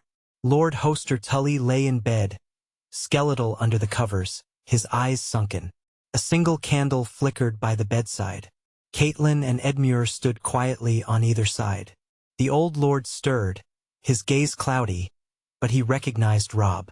With effort, he lifted a trembling hand. Robb approached, kneeling beside him, taking that thin hand in his own.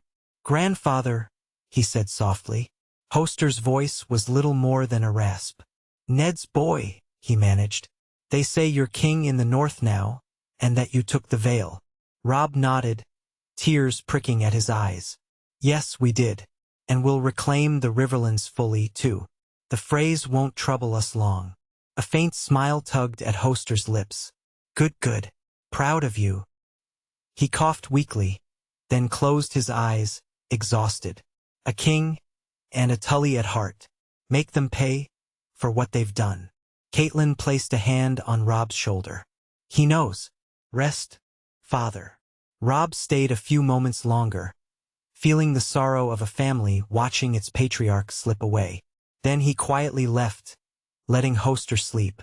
Outside the chamber, Edmure exhaled.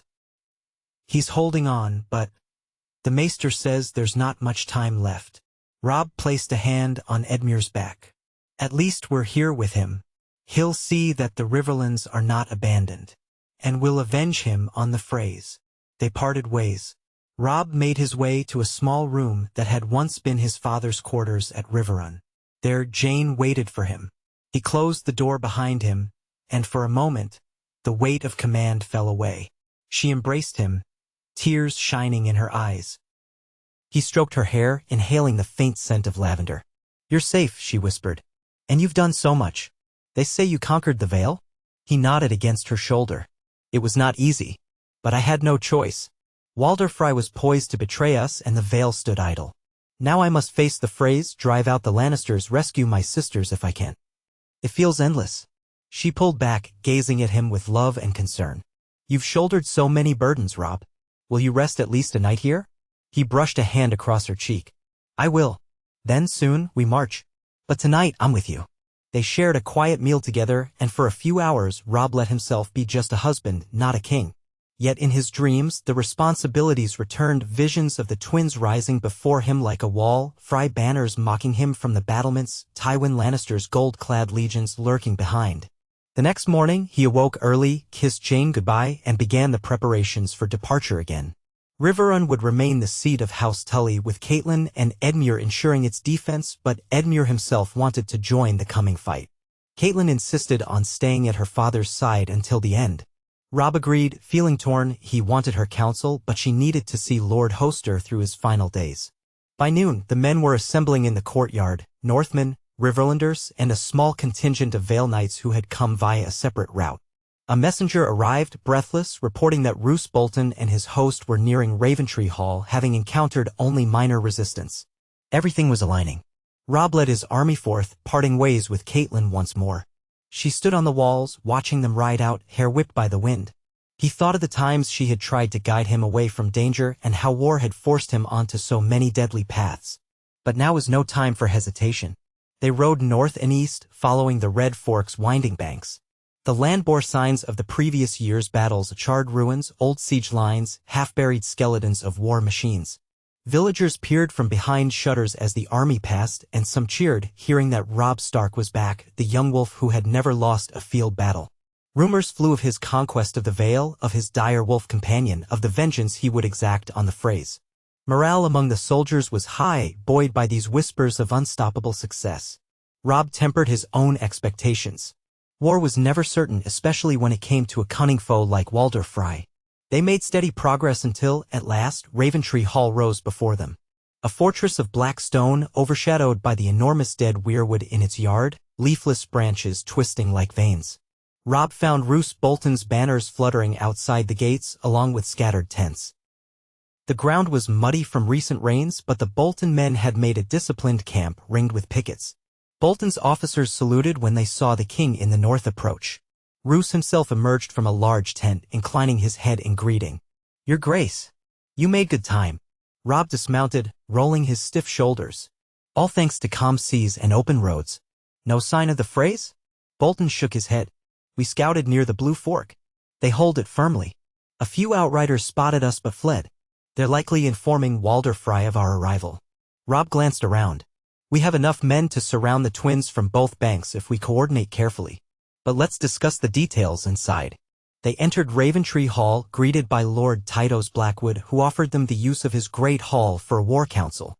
There, by torchlight, Robb, Bolton, the Grey John, the Blackfish, and Edmure laid out maps of the region. The twins dominated the crossing of the Green Fork, twin castles perched on either bank, joined by a massive stone bridge. If Walder Frey was well provisioned, a direct siege could last months. But if they could cut off his supply lines and ensure no relief came from the Lannisters, he might yield sooner. Bolton favored a slow encirclement, starve them out. The Great John advocated challenging them to a pitched battle if they dared come out. Edmure suggested a blockade that extended along the river, preventing any merchant barges from supplying the Freys. The Blackfish pointed out weaknesses in the Freys' holdfasts, though the twins were notoriously difficult to storm. Robb listened, piecing together a plan. Eventually, he decided they would move in two large hosts, one on each bank, to encircle the twins completely. Scouts would patrol the river upstream, ensuring no sneaky boat shipments replenished the castle. A third detachment would guard against Lannister intervention from the south. If Walder Frey refused parley, they would starve him until he had no choice but to emerge or surrender. In the meantime, Robb would extend one final offer of peace, let Walder Frey reaffirm loyalty to the king in the north, renounce any alliance with Tywin, and pay restitution for all the harm he had done. If he refused, it would be war at the twins. The next morning, they set out again, columns of men splitting into two forces as planned. Bolton led the eastern column, Robb took the western. The Great John happily remained with Robb, while Edmure joined his nephew for vengeance. The Blackfish, a seasoned campaigner, went with Bolton to ensure discipline among the eastern flank. Messengers rode between them, ensuring coordination. The weather was mild, though clouds loomed, promising possible rain. They advanced, passing towns that Frey men had extorted.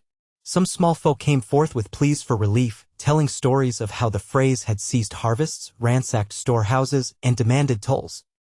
Robb assured them that the king in the north would not abandon them, though he could not promise immediate plenty. War was war.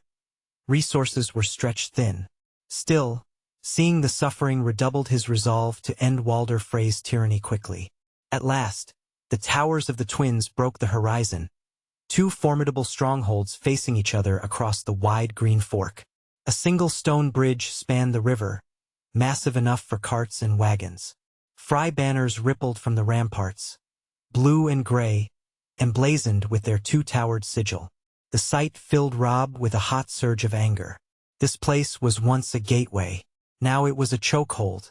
Men in the livery of House Frey manned the walls, and from a distance, Robb could see archers at the battlements, scurrying like ants in preparation for a siege. Robb's host halted out of arrow range, forming lines across the grassy plain. Horns sounded from the castle, and the drawbridge on the western tower rose. Scouts reported similar activity on the eastern side, indicating Bolton's forces had arrived. The jaws were closing. Robb surveyed the fortress for a time, letting the men set up a perimeter camp, well out of range of the Frey catapults or ballistae if they had any. The Great John spat on the ground. "Look at them scurry, the rats in their holes. They know what's coming." Robb sent forth a herald under a flag of truce, demanding Walder Frey come out to parley or send an emissary. For a while there was no response. Then, just before sunset, a single rider emerged from the gate, an older man in Frey colors.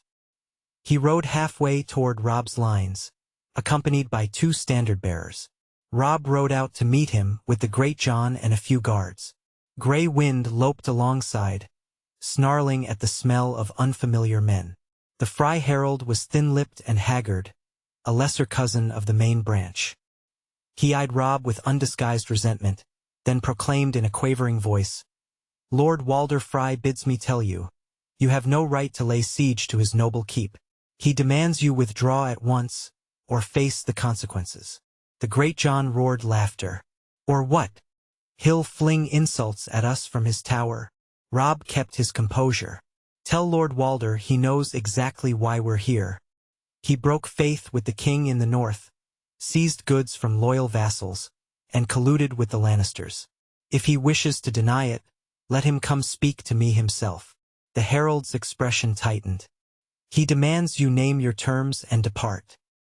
He will not step outside his walls while an armed host surrounds him." Robb's anger flared, but he reined it in. "Very well. Here are my terms. He yields the twins to my authority and reaffirms loyalty. He releases any goods or property he's extorted and pays restitution for the damage done to nearby villages. He sends his knights to fight alongside me against the Lannisters, or if he refuses that, he at least stands aside, offering no further interference. If he meets these terms, I'll spare him and his family. If not, I'll starve him out until the twins fall." The herald's face blanched. "That is quite impossible." Robb felt the final thread of patience snap. "Then he'll reap the consequences. You have until sunrise tomorrow to rethink your decision. After that, no one goes in or out and we begin the siege in earnest." He tugged Grey Wind's fur, turning his horse. "Tell Walder Frey that he has one last chance at mercy. The time for games is done." The herald bowed stiffly and galloped back. Robb, heading to his lines, felt a swirl of emotions: anger, resolve, a twinge of regret. He knew war was about to break fully upon them. A siege of the twins might be lengthy. Men would die. But Walder Frey's betrayal was unforgivable. This confrontation was inevitable from the moment Robb had broken his engagement. They made camp. The Great John urged the men to eat heartily, for tomorrow the real business would begin, establishing siege lines, setting up trebuchets if needed, scouring the local villages for Frey supply caches. Robb walked among the tents, hearing the growls of Grey Wind at his side. The direwolf sensed the tension, the swirl of bracing for battle. Soldiers sharpened swords, tested bowstrings, told stories of the last time they fought the Freys. A group of Riverlanders cursed Walder as a coward who had avoided open conflict for too long. Night fell, dark clouds rolling across the sky. On the opposite bank, faint torchlight glowed, marking Bolton's camp. Robb imagined them doing the same thing, preparing for the blockade. If Walder refused to surrender, they would strangle him from both sides. Robb found a quiet corner near the river to think. The water rushed by, reflecting the moonlight in silver ripples. He remembered crossing here once under a tense truce, forced to treat with Walder for the sake of a crossing. How times had changed. No more would the North bow to the petty demands of that old man. Now Robb had the strength of the Vale and the Riverlands. He had proven he could best formidable foes. If Walder dared to mock him further, it would be at the old man's peril. But war was war, and the hours leading up to a siege always weighed on him. He was not a tyrant eager to crush foes for the sake of cruelty. Lives would be lost within those towers, men who were sworn to House Frey, but many might be innocent of Walder's betrayal. Then again, they had chosen to serve the Lord who holed himself inside. War required hard choices. He steeled himself. Tomorrow, the lines would be drawn. He would offer Walder that last chance. If Walder spat on it, the siege would begin. He gazed one last time at the twin castles, each half-lit by torches. He pictured Walder inside, sneering, confident in his walls. Robb thought of the red wedding that might have been an ambush had he come meekly to negotiate his marriage. That fate was avoided, and now the roles were reversed. The wolf stood at the Freys' door, demanding justice. Come sunrise, all of Walder's cunning and arrogance would be tested against the unstoppable might Robb Stark had gathered. The final reckoning with House Frey was at hand. With that grim certainty, Robb turned away from the river and walked back to camp, Grey Wind's silhouette beside him, determined to see this through.